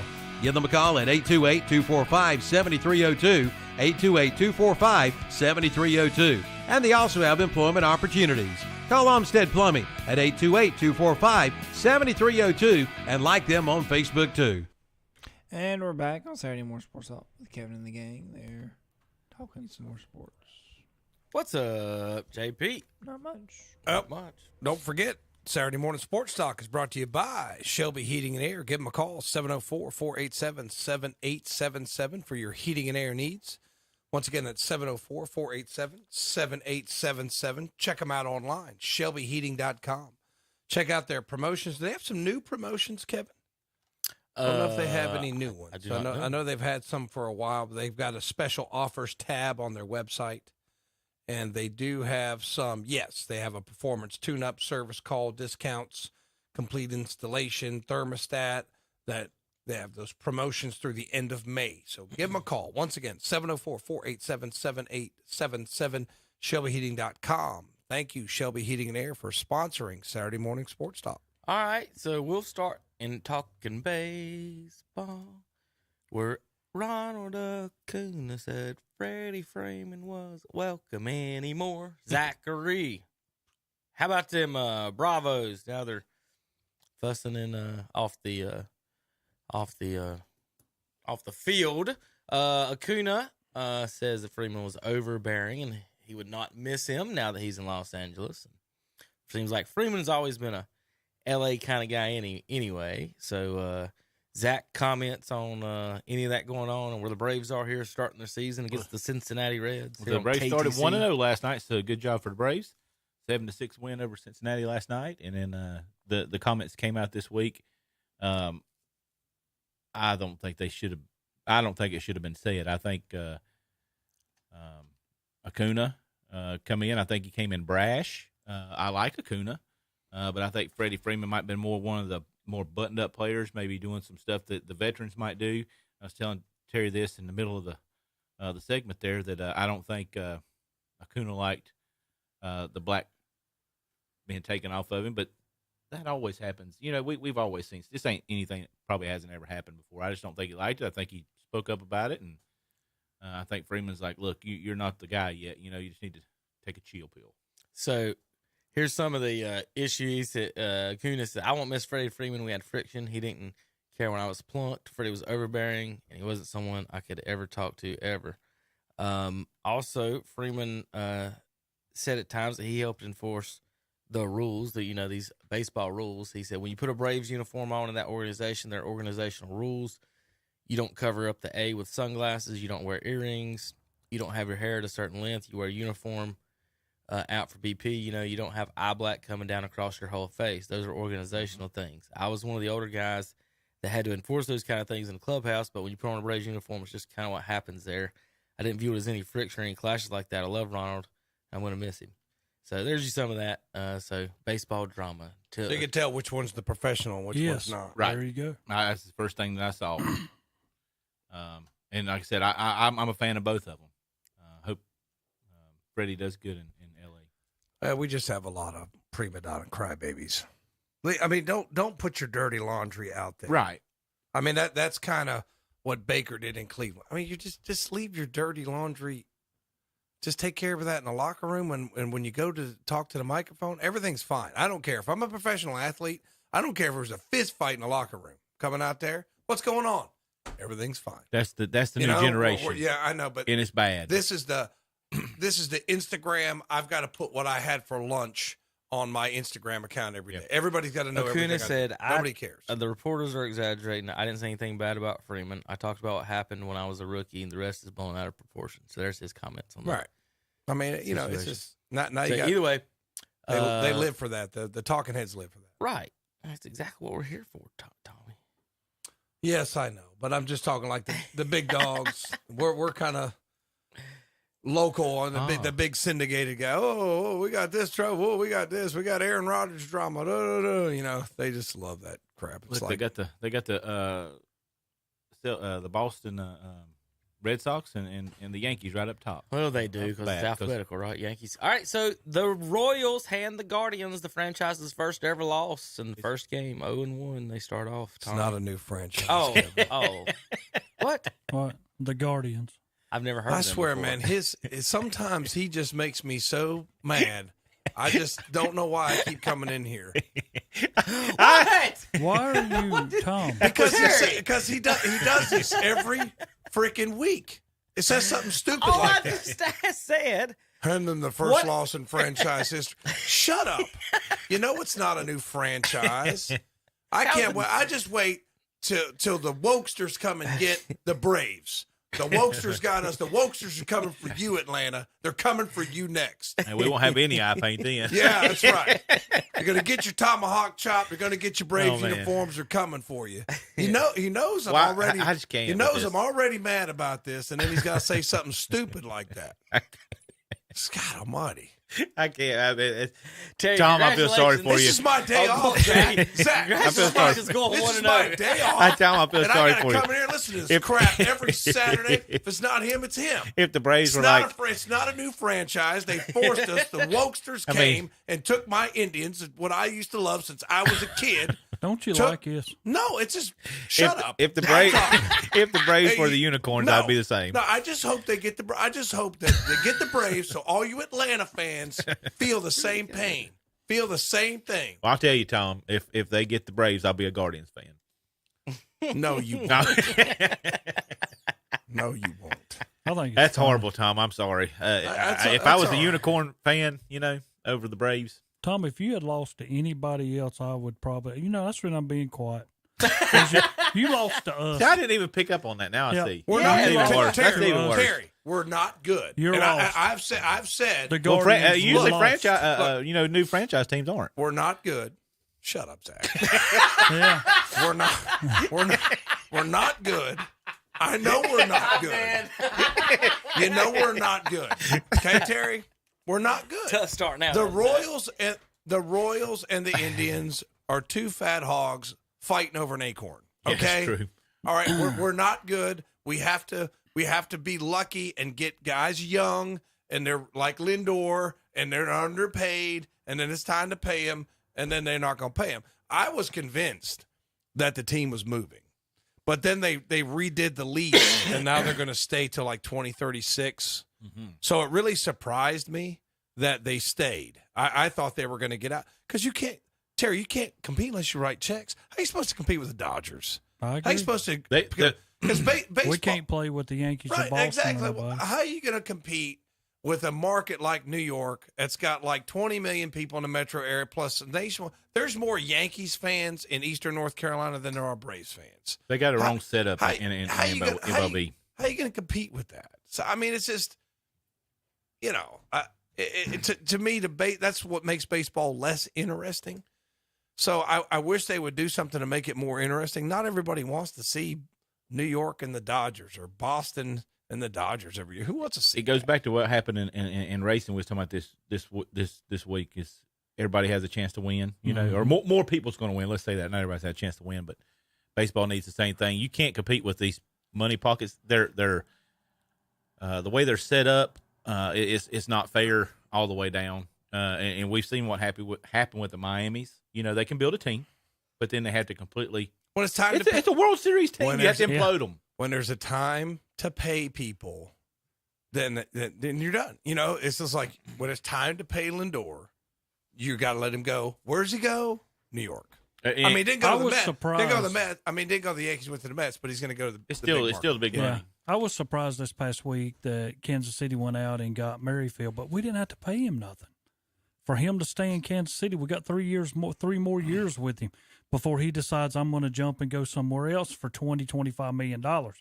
But we're getting him for like $14 million if he tops out at everything he's supposed to do, and that's cheap because this is a guy who his singles and his doubles and the steals and everything, they put him in the same category as Ty Cobb this past week. And that really got me because I'm like, Merrifield's a good player. But for us to keep him in Kansas City, we got him 3 years, but we're going to have to pay him like the last year, maybe close to $18 million.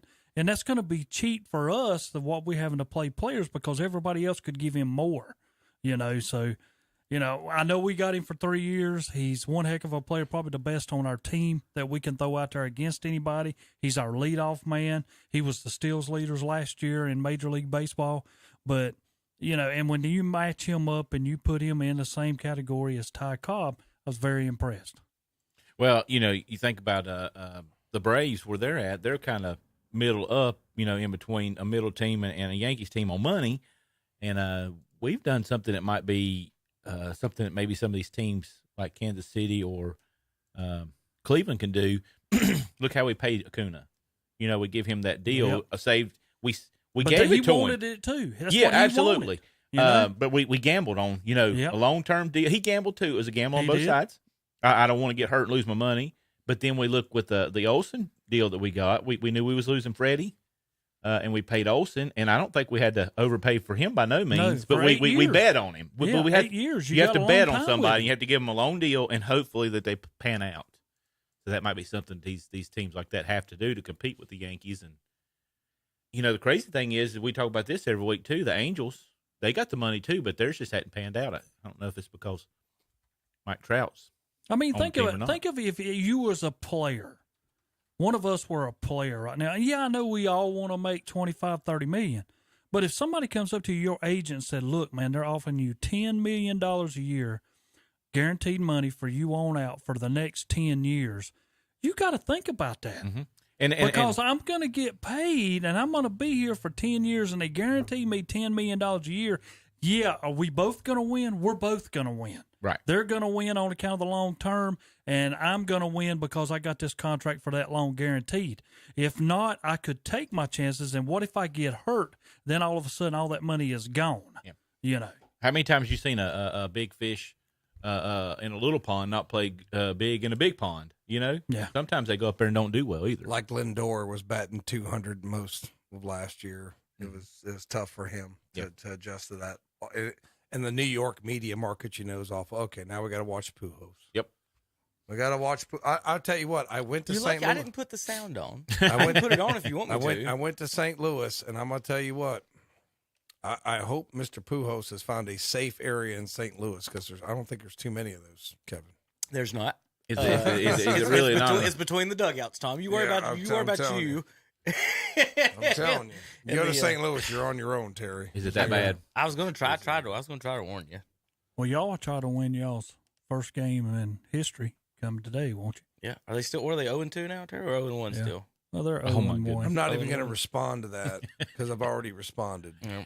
So Albert came back this week. This is his first at bat, first and second with one out. He did not grind into a double play, you Angels fans, so get off on that. About guy, he popped up left field, flew out left field, but anyway, got a big standing ovation. Where was he batting? I did not see, but I wonder if he's I'm looking right at it. 6th or 7th. Yeah, that's what I'm thinking. It 5th. I'm not a big. Is he DHing? Yeah. So he got it just makes me sad that didn't get to barrel on that one off the.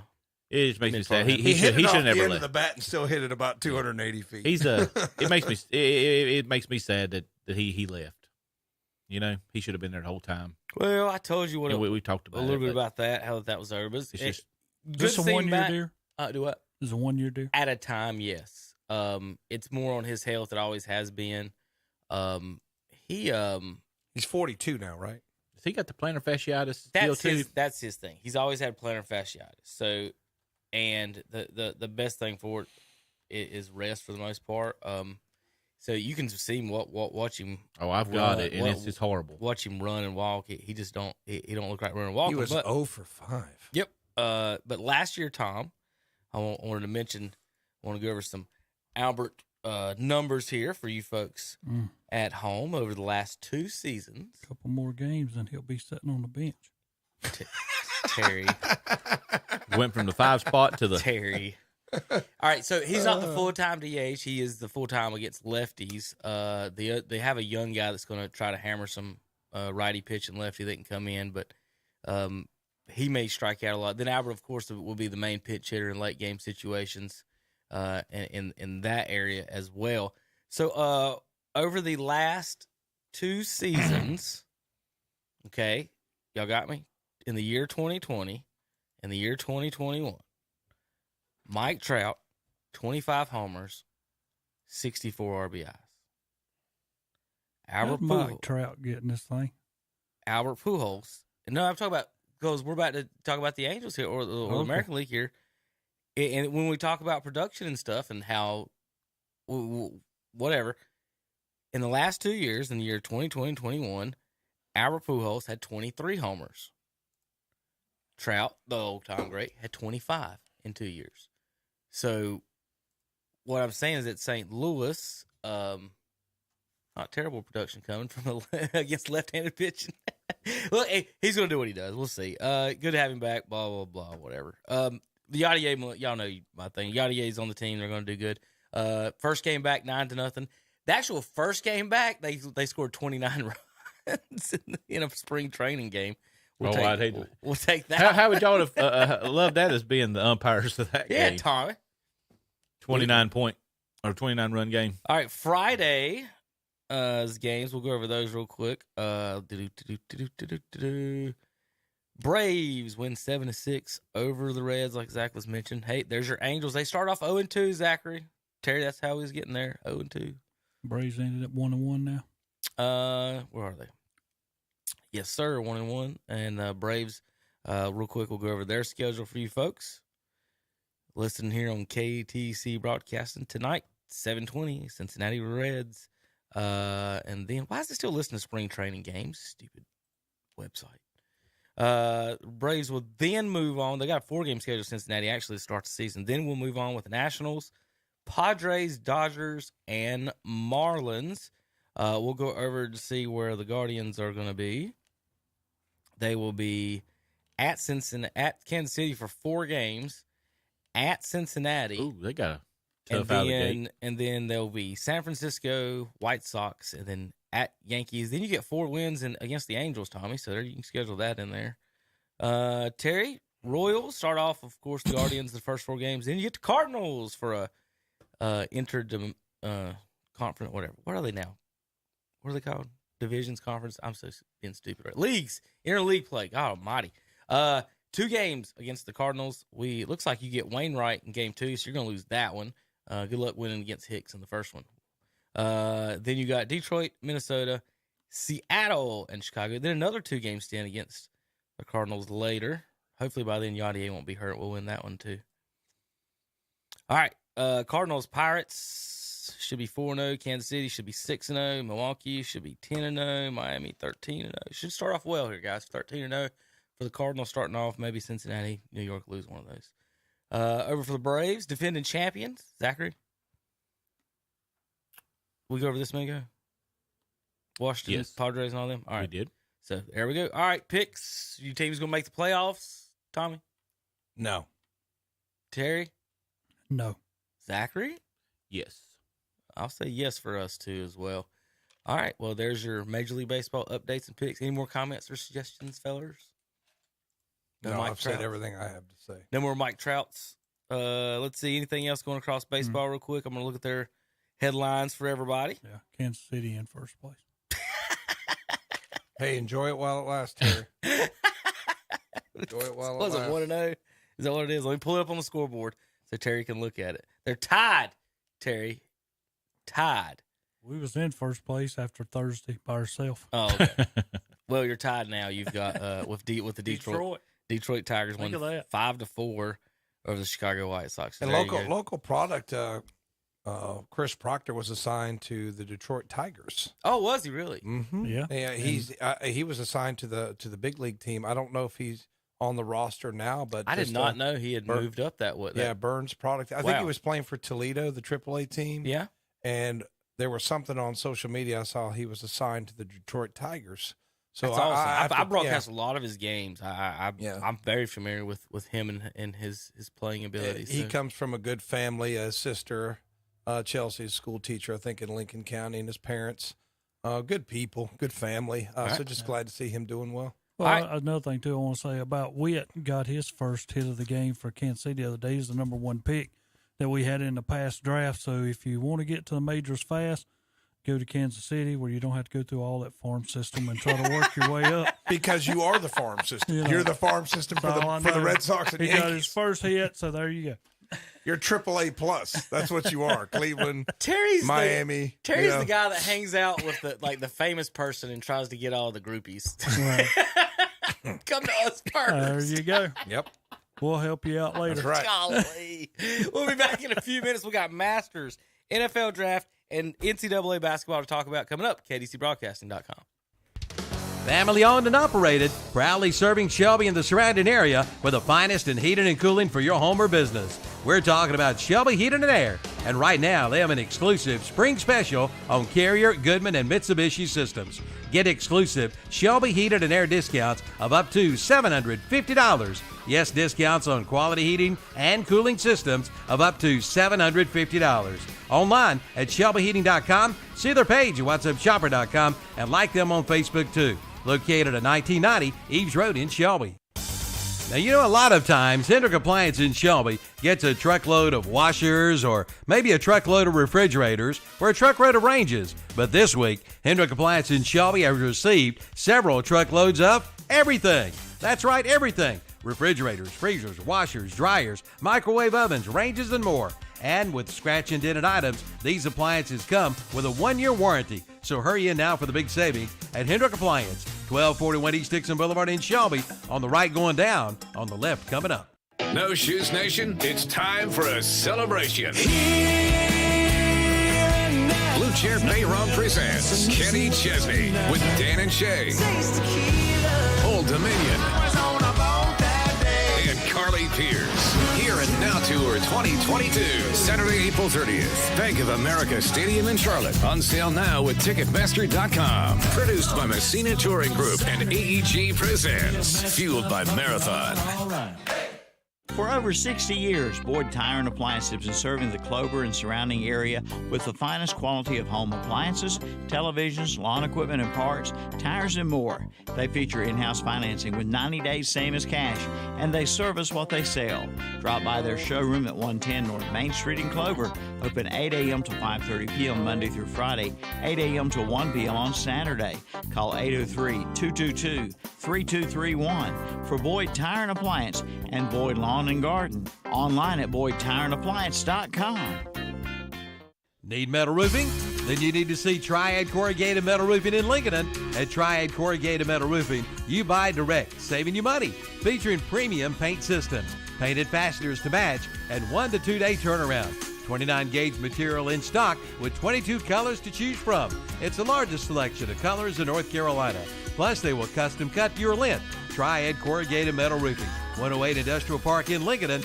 Call 980-429-2278. Triad Corrugated Metals is now hiring Class A CDL drivers. Thanks for help bringing the economy back, one local purchase at a time. Kind of uplifts you and you feel better. It's the greatest comeback of all time. Shop local with WhatsUpShopper.com, Carolina Country, and The Boss.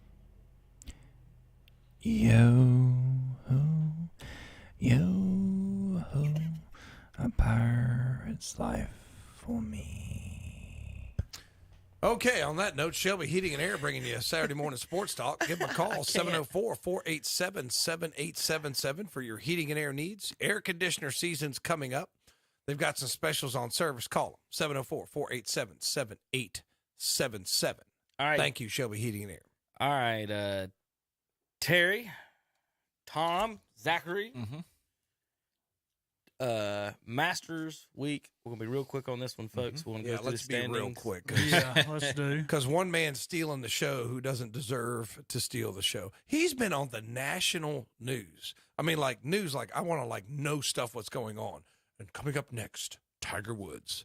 Did somebody like jump him and beat him with a crowbar, or did he like do that to himself? You know, I don't understand. Terry, can you explain that? Was he driving 100 miles an hour and about killed himself? He did. So I'm supposed to feel sorry for him. Well, if I don't, am I a bad person? Yes. If I'm not rooting for him, if I'm rooting for him not to make the cut? I mean, he's a tremendous talent. You can never take that away from him. Arguably the best golfer ever. But sorry, dude, I'm not pulling for you. I mean, if a drunk driver would have hit him head on and he come back, I'd have said, yes, this is a great story. Driving 100 miles, because the rules don't apply to him, Terry. Yeah. The rules don't apply to Tiger Woods because you know why? He is a ATM for the Masters. If he wouldn't have wrecked that night, we'd have gotten a speeding ticket. And I don't care what hole he was on. It was pulled to him. Right. No matter what hole he was on. That's why he got pulled down. That's why I was hoping he wouldn't make the cut so I can watch it, but I'm not watching it this weekend. You know, the two leaders are going to be there, and they're going to be showing him. Yeah, and the Tiger number one Woods, guy in the world 7. has put him like 9 strokes back. You know, so Yeah. But we're not talking about that guy. We're not talking about him. We're talking about this guy who is, you know, like I said, tremendous talent. But I'm sorry. I don't feel sorry for him. I'm not pulling for him. This guy, all his problems are caused by one man. His name is Tiger Woods. So I'm just sorry. The reason he's not going to break Jack's record is because he's got 10 to 20 more times money than almost anyone else on tour. I know. As well.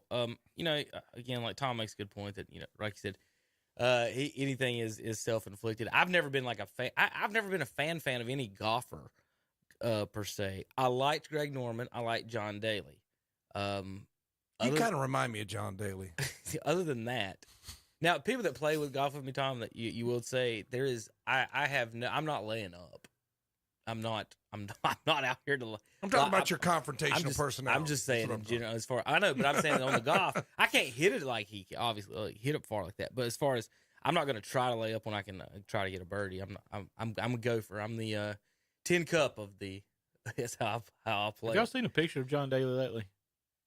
He's got the last time I saw, he had this humongous white beard. Yeah. Looks like big Santa Claus out there on the golf course, mashing balls. I don't know how guys do that.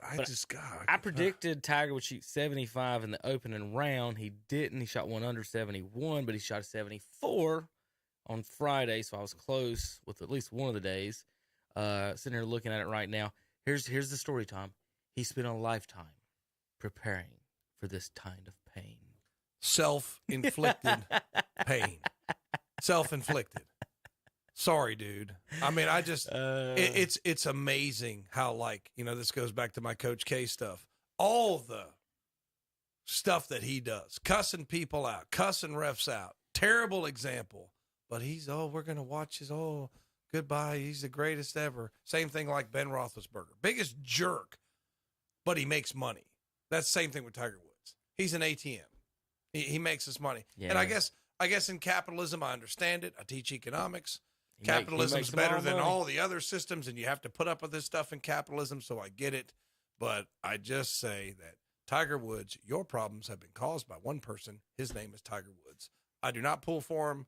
I do not feel sorry for him. If he missed the cut, I would have celebrated.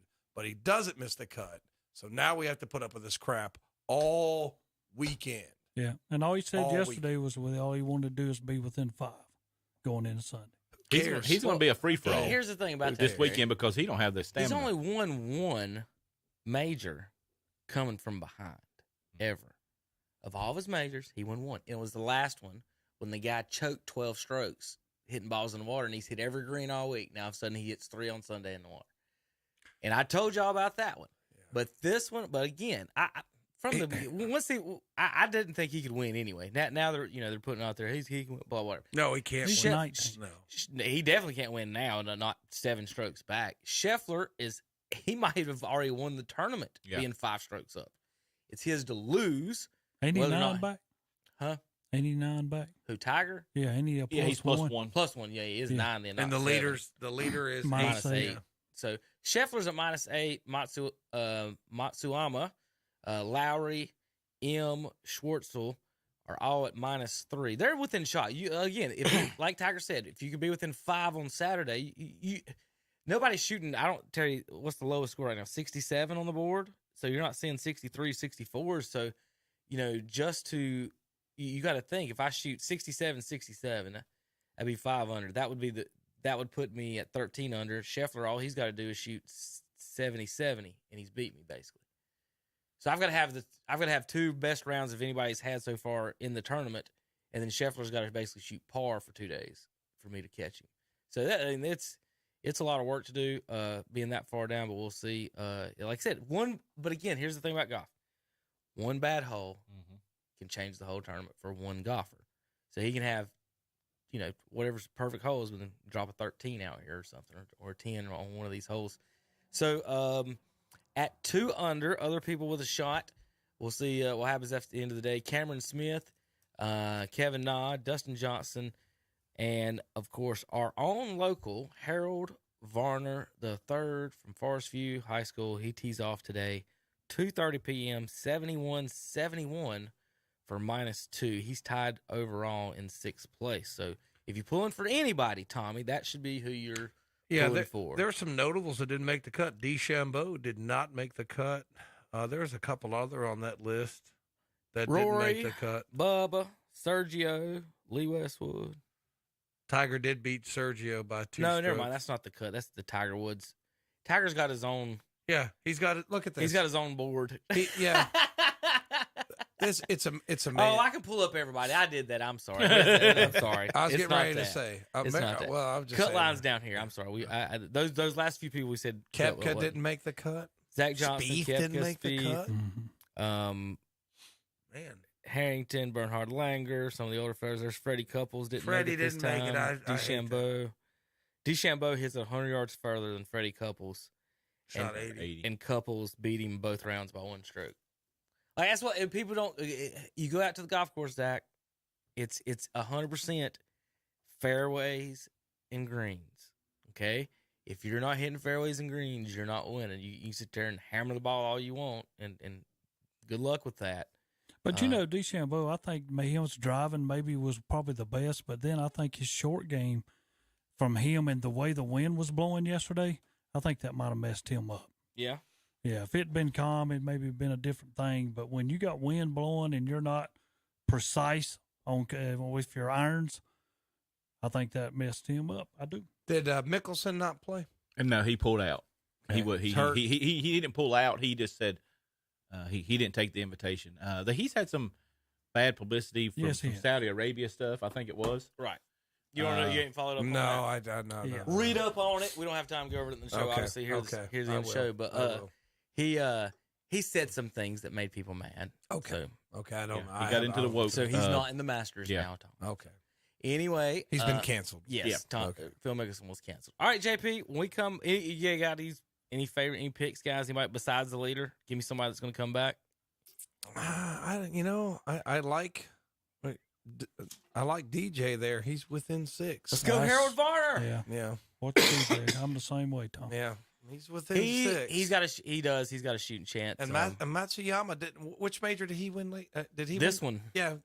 So I couldn't remember whether it was a U.S. Open or this one. Yeah. I wouldn't count him out. Yeah. All right, JP. We'll be back in just a few minutes. We've got NFL draft, and we've also got what was the other things today? Oh no.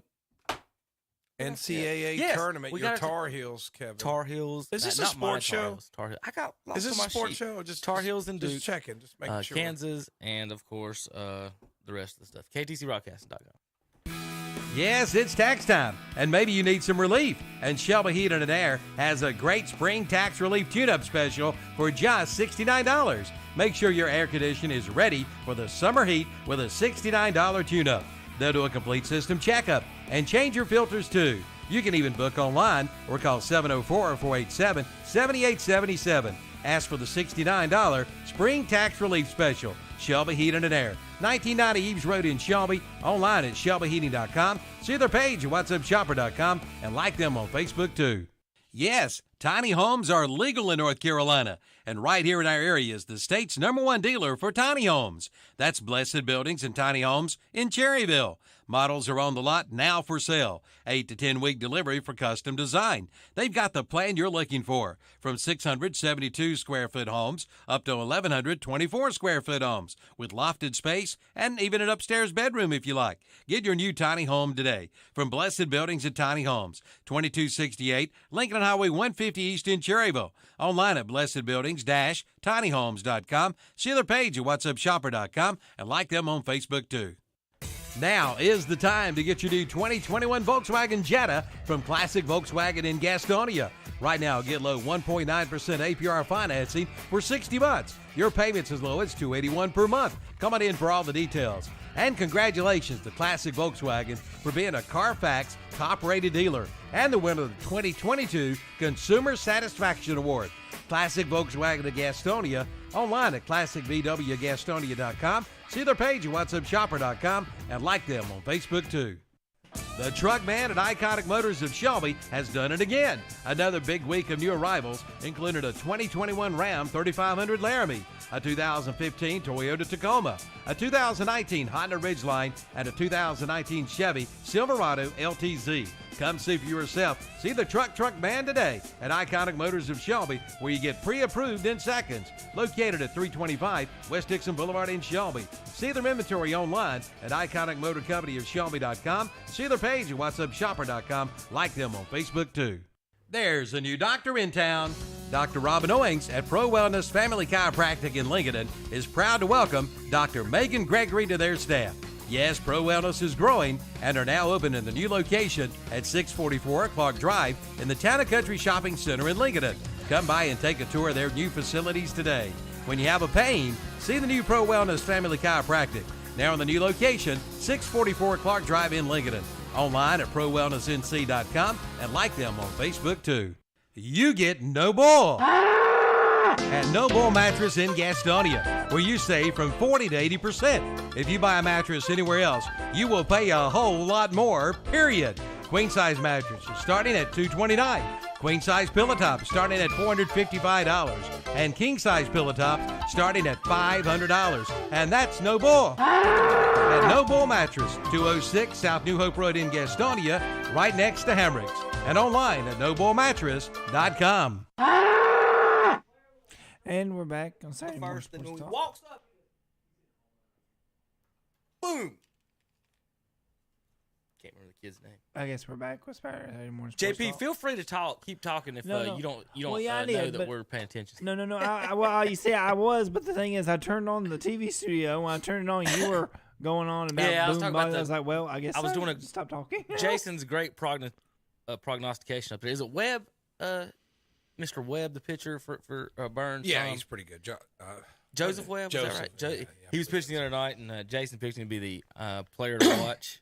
And he first stopped the first. He strikes out 3 batters and goes to the bottom of the first, and he's the second or third batter in the lineup. And Chase goes, you know what?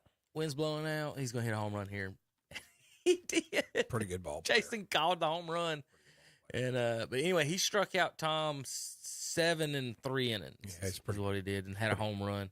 Just want to remind everybody, Shelby Heating and Air, bringing you Saturday morning sports talk. Give them a call, 704-487-7877. Check them out online, shelbyheating.com. Once again, that's Shelby Heating and Air. Struck out 7 in 3 innings, and Jason thought about, and hit a home run, and Jason thought about not giving him the player of the game. Jason's a critic. Because Ben Mooney hit a bomb to right field. I think he stole a base. He did. Ben Mooney had a fantastic game too. He's a natural athlete. Right. I mean, So Burns had a good game against Highland Tech, and can't wait to see them hopefully go forward here in playoff action here in a couple weeks. All right, guys. Tar Heels, ding dong. The witch is dead, Zachary. Yep. No more. No more Krzyzewski. And if the game would have ended Sunday, or if after the game Saturday night, and they partied in Chapel Hill, and if Sunday they just said no more college basketball season, would you have cared? Nope. I wouldn't have either. You want to win the Natty. No, you it do, don't matter. but that was better for the overall. They Now, lost. did we If poo you're poo the Butler Natty? or somebody Yes. and get there, we'll be there in 2 or 3 years. Don't worry about it, Tom. Did we poo poo the Natty? We did. If you're at the state, you get there 1 out of 40 years. I think They won the most important game. Oh yeah, in school history. They won the 3 most important games. Losing to Kansas, they've already lost national championships before. They've lost Final Fours before. But beating Duke in the Final Four was the most important game. When old Coach Crybaby stayed because he had all those McDonald's All-Americans. He had all remember last them week? players. Oh, y'all weren't here last week. Still got beat. Matt said, I got a feeling that Coach K, if they lose to Carolina, will come back next year. Have you heard the rumor? And then Robbie goes, maybe, I doubt it. And then they said it. Jay Williams come out and said it yesterday that there's a possibility that he will come back. After the game. Because he's a narcissist and he can't take You it. see Coach K another time. How would you feel about that if he did come back? It'd be like players. Tom Brady. Yeah, I wouldn't think nothing about it now. Yeah, but how many players have a goodbye season, Terry, where they give you the awards and they show your wife 9,000 times coming in to hug you and kiss you after games and stuff? It'd be a little bit different, right? I don't think so. Here's my advice. Then Brady just saying I'm out for 2 weeks, so y'all trade me. There's no difference. Coach K, go play some golf. Go play I some agree. bingo. They've made Just- enough. just These go. old guys made enough. I'm money. just.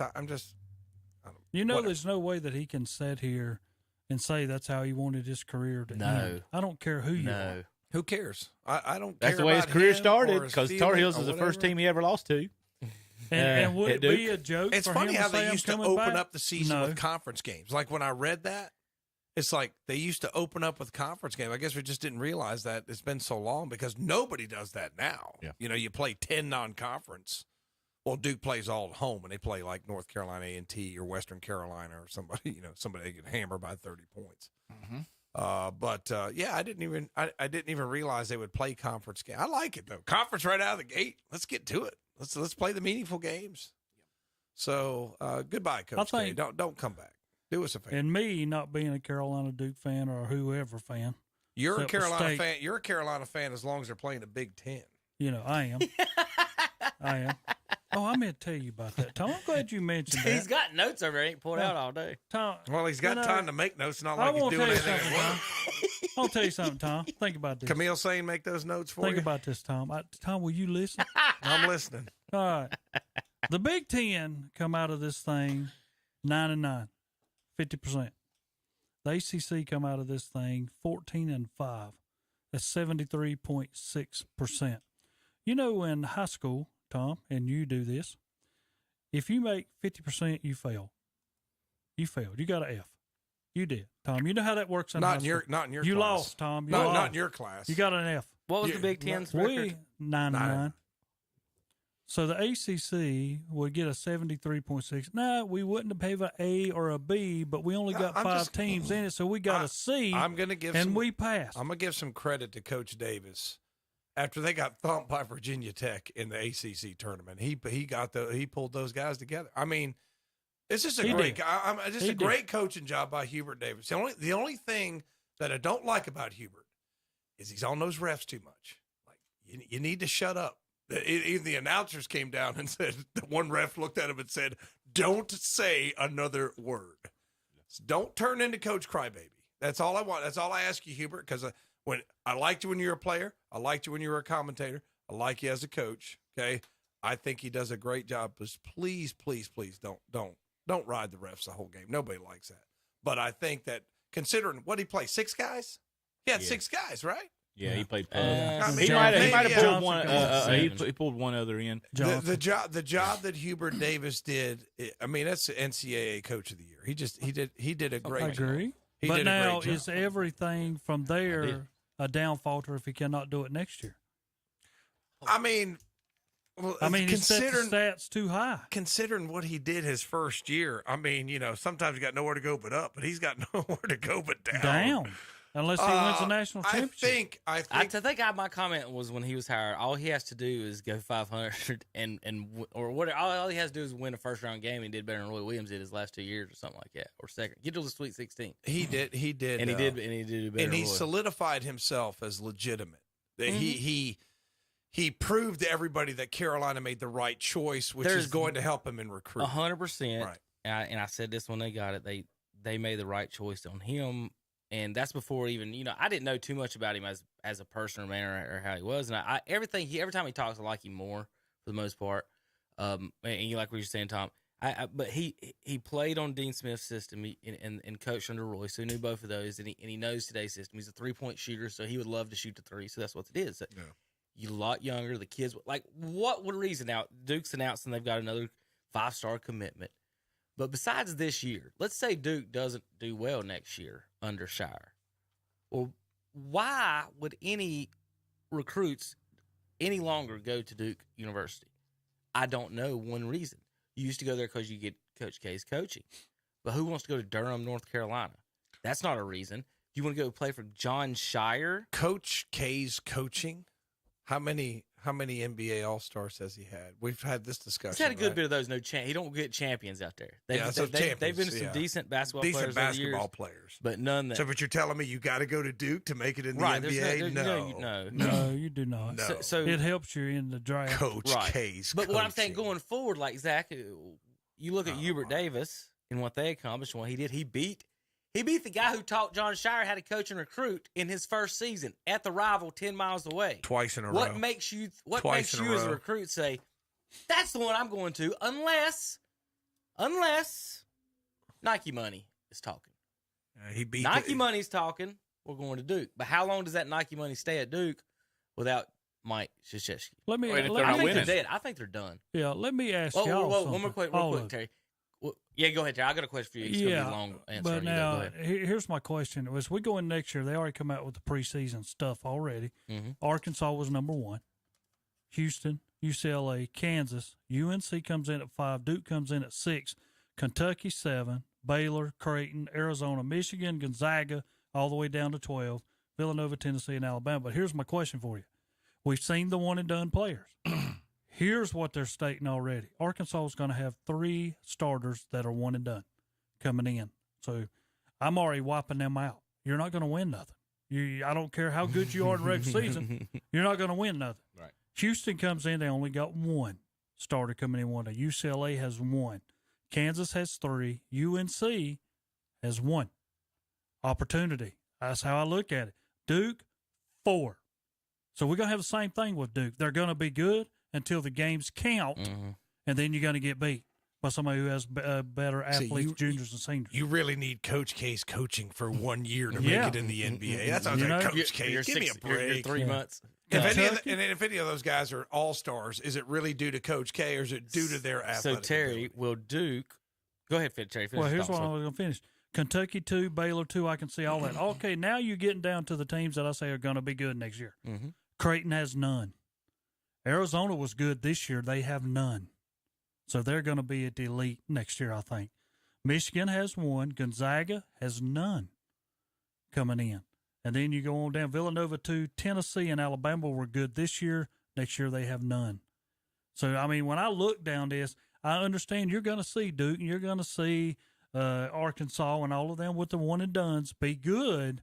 But when it gets to the end, who's going to be elite teams?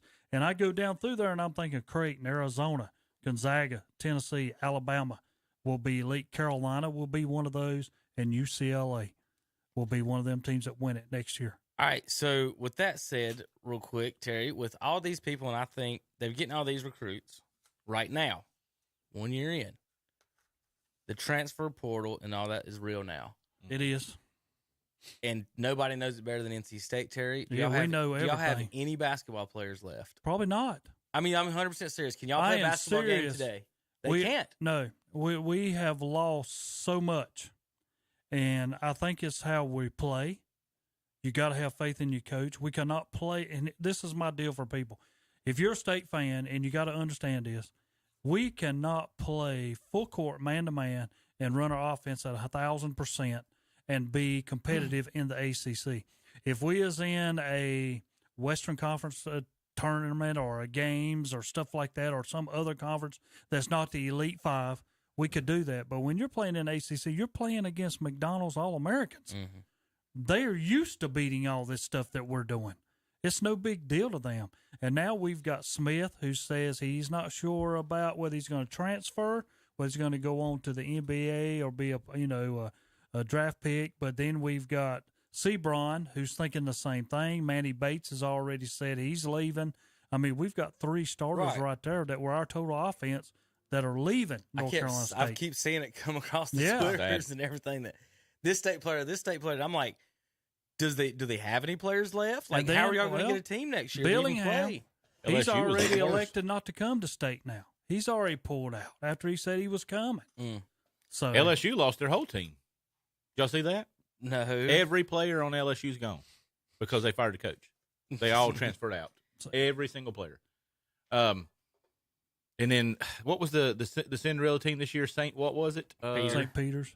Their 3 best players went transfer portal. Did they go transfer portal to Seton Hall? All 3. Wow. Yep. Did they go to Seton Hall? Because that's where he went. I don't know if that's I know he went there. The coach. We have to look at it. Would that be tampering? Think of it. I mean, they could have, but they all 3 pulled and left. I mean, give the guy congratulations to the guy from Seton Hall because he come through Seton Hall. Now he's going back home to coach where he was at. And they have won before. It would not surprise me if them 3 players or 2 out of 3 are not going to Seton Hall. Wow. Back in the late 80s, early 90s, Seton Hall was a player. I know you guys remember. Mm-hmm. Can he put him back to prominence? That's when they had PJ Carlesimo. It is. Coach him. Yeah, I remember. It definitely is. So I didn't hear all that news. I can't believe. So the coach goes to Seton Hall, and then the players go into the transfer. They went to transfer portal. Nobody said where they're going to go. But now nobody's heard anything. Have you heard anything from Carolina? Caleb Love's coming back. R.J. Davis coming back. Armando Baycott. I haven't heard anything whether he's going on or staying. He's iffy. Teen Wolf's gone though, isn't he? You know, yeah, Teen Wolf's gone. Yeah. But I mean, you take those three, and then Seth Trimble that's coming in, number 45. On the ESPN list, but I mean, he's going to be a spot to figure. Carolina's going to be good. Well, they choked that game. They did. The national championship game. They're up 15. The thing about it was that it was total lack of defensive effort from my perspective. They gave up. Not only did they give up the lead, they gave it up in 9 minutes. And it just went. It was. I mean, it was done. 11 minutes over. It was over. Yeah, 9 See, but minutes. Kansas when I watch the highlights, Kansas is so relentless in their secondary break. I mean, they're just relentless. They're coming after you. They're every a second time. half team. Creighton had them beat, and they come and got Creighton the same way. Yeah. One thing attacked them in the second half. We talked about all years that, or the last few weeks especially, is Carolina's shot selection. Yeah, and when you're down, you're in a battle. Sometimes you can get away with taking bad shots. But it's almost like in a football game when you're up 15 points, you have to run the ball. I would have kept going through Baycott down low, and they just kept firing shots. Yeah, they were firing quick threes. And I was afraid of what happened with Caleb Love having some success in a couple games before that.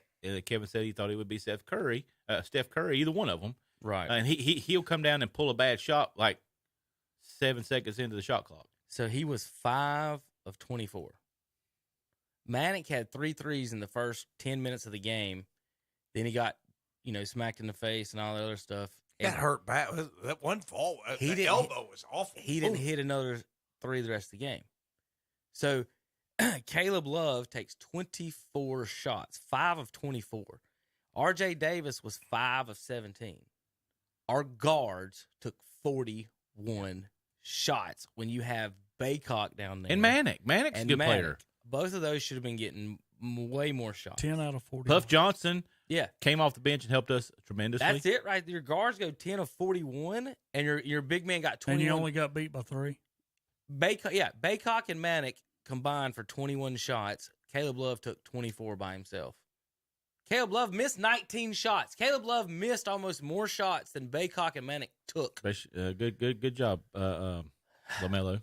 He was 1 of 8 from 3, 13 points. Real quick, Tom, the last play of the game. Should you call timeout? On what?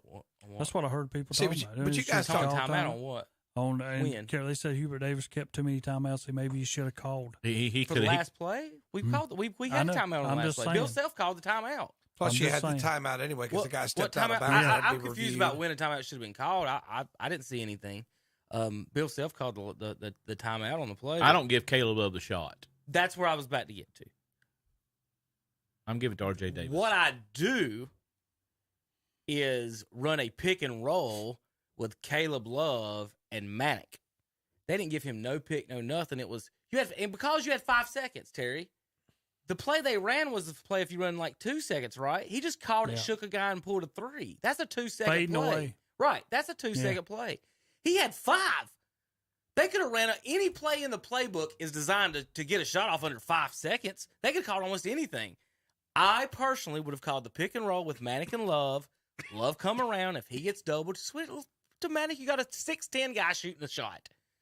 That's what you want. You want your best, your fearless player, Caleb Love, and your best shooter running a pick and roll, and they didn't. Now, they missed the shot, whatever. You lose by 3. It was a low percentage shot. They should have even been in that position. 40-25 at halftime, got outscored 47-29 in the second half. So bad. There's that wrap up. Any other thoughts, Tom? I'm sorry, I did interrupt you there. No, I just thought I was just going to say they sort of got the free timeout because they had to review. Kansas had the ball, and then the guy stepped out of bounds. But they got how many? That guy stepped out of bounds twice. Or think about this: on the right side of his body with his left foot twice. Yeah, but did you see the? Did you see? The line is a little confusing because they had the out of bounds line, then a little space, then the dart. I just didn't really understand that. But I just want to say that you talk about Carolina got out hustled. they had 3 cracks at it at the end. Yeah. They missed a shot. They got an offensive rebound, had another shot. Then they forced a guy to step out of bounds, and they got another shot. So, I mean, those guys hustled and created the opportunities, just couldn't get it to fall. I don't think they played well on defense at all. I think they hustled well because here's your stat. Before the game, Kansas was 29-0, winning the rebounding battle. Yeah. Carolina was 0-9, losing the rebounding battle. Carolina won the rebounds by 20. 55-35. Baycott, 15 rebounds. Baycott's a machine. Last year, I made a comment about Baycott. I had to apologize to him. I said he was soft last year. Yeah. He is not. All right. I got some funny tweets. I got to get out here. I got baseball practice in here in about 15 minutes. Not funny tweets, but tweets of the week. Albert Pujols, last time he was on the Cardinals, the last time he played for him. This is kind of Freddie Freeman folks are going to be having these in a few years. He had maybe I'm reading word for word on here. What could be described maybe as the greatest World Series game: 5 of 6, 3 homers, 6 RBIs, and scored 4 runs to win the World Series. The highest OPSs among active players of all the players that are active now. Albert's got 4 of the top 5. Bryce Harper is the only other one with over 1,100 there on those. Now, Tom, I got some for your favorite sport. Well, I don't call it a sport. But anyway, Leo Messi. Some call him the greatest, right? Terry? Could. Think about this. 83% of a soccer game, Leo Messi is walking. Is he a golfer? Like, I don't think golfers walk that much because they stand there for 5 minutes waiting to hit the next shot. 83% of the time, they did the math on him this year, he was actually walking during the game. It says the other 17% make him the best player in the world. That's somebody making a soccer joke, but I just thought it was wild that they actually really do walk for 80% of the time. 83% of the time. The Depends best. on where the ball is. Depends on where the ball insane. Why don't you just make the field shorter? Get more fine, action. I'm fine with that. Is that a dumb comment from a non-soccer fan? Or when I was a coach, I remember I used to do. It was just a game to work on shooting. I would bring both big goals and put it like on a 50-yard field. Mm-hmm. And because as soon as you got the ball, you turn around and shot. I mean, it was a goalkeeper drill and shooting drill, right? To kind of increase the number of shots and increase the goalkeeper practice. I could not get those kids off that field because it was like a rotation, like you were supposed to work on this and then rotate. No, coach, we want to stay here. But it was exciting, because you turn around and make one pass, here comes another shot. So, yeah, I think that would, but the purist, no. It's going to be a 110-yard field till the world stops spinning. That's just the way it is. Real quick, before we go, final thoughts, I guess any between y'all two. I was going to have Zach maybe here in a second, ask him a question before we go. Any other sports, anything else going on? The comments or y'all two from anything? Nope. No. All right. Zach, this past week, said goodbye to our Uncle James. And I mentioned a little bit last week. A couple of things I just did want to mention. Terry, everybody, he was buried in a Tennessee orange casket. Mm-hmm. Everybody that knows him for the last 20 years has known him as a Tennessee fan. I grew up, James Mason was an NC State Wolfpack fan.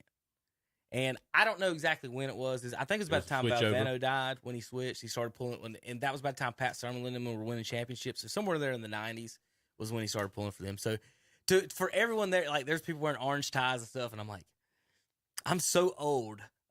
This makes no sense to me. You know what I mean? Because he was a big State fan. It's NC State stuff all throughout the house. And I know, Zach, you remember all of it. In fact, I know I've got NC State stuff from him. 100% that sign behind you, right behind your Terry's head. Let me pull it up, Terry. That was from him at some point in his stuff. Whether I can't remember if I got that for a birthday present or what, but that was from James. So I didn't know. I know you knew him a little bit. I don't know if you want to say anything as well, but we were gonna say goodbye to him here for a second. A couple little things. Like I said, taught me how to hit a curveball throwing bottle caps. Yep, I remember doing that. Tom, you ever heard of that? No, so, I haven't. So you take a broomstick and you get a bucket of bottle caps. And you can they move, so you can make them go straight. So you can throw fastballs with them if you throw them like a frisbee, right? But you can also throw them a lot of different ways and make them curve and stuff. So that's how I learned how to hit a curveball as a kid. Was James firing in because he liked pitch. He's an underhand pitcher. Tried out for the Pirates, and he just liked to spin stuff like that. So he's a horseshoe tosser. if he would have been younger, if he'd been our age, he'd probably be a cornhole tosser, wouldn't he? Yeah, Zach. Any other? My thing was when I was little, I used to steal his glove. I'd steal it so he would be pitching, and you'd set the gloves down on the backs of the bench, Terry, and you would just I would just walk off with it. I start and they come up. Where's my glove? I'd always have James's. I don't know why. I liked his glove. I remember his big brown glove, and I mean like dark brown, maybe a little reddish tint into it. And I always thought that was. I always used to steal that from. I'm trying to remember anything else. I used to ride his golf cart when we were growing up. But the baseball cards things, he was a big collector of cards. Big Cleveland Brown fan at one time. Big Portland Trailblazer fan. Portland Trailblazers. He would fly up there to watch Portland. Glide to glide. And ironically, Terry, he had to pull for Drexler. Yeah. After State beat him. So that Duckworth. was. He was a big Duckworth fan. I remember him liking Kevin Duckworth. Yeah. But Big Brown, so think about the Browns, Tom. You'll like this. So he had a poodle, a little one, and I'm trying to pull a picture up. I'll give him a say. There we go. And James would get the biggest dog bone that they could find back then, and before the games, he would throw out the big dog bone for Chico to go out there and. So Chico would have a big dog, and Chico would chew on it throughout the game. So that was the thing. I mean, he would come out, big dog. I'll never forget. We'd go to church on Sunday, come out, and Chico would be sitting there. And Chico's what, this big, Zach? The bone is. Yeah. It's time to chew. This picture of Elliot. Elliot's 4 years old now. But this is his pride and joy at this point in his life is Elliot and everything. And obviously, Elliot is obviously a friend of the family to us and everything else, and we'll always take care of him and keep up with him. And I just my biggest thing, Zach, and we've talked about it, is that we just wish James was here to teach this boy how to play baseball. Yep, that's the biggest thing for me, and that's where he'll be missed the most. So just want to say goodbye to James, Zach. Yep, same. All right, guys, JP, same. Let's take it away.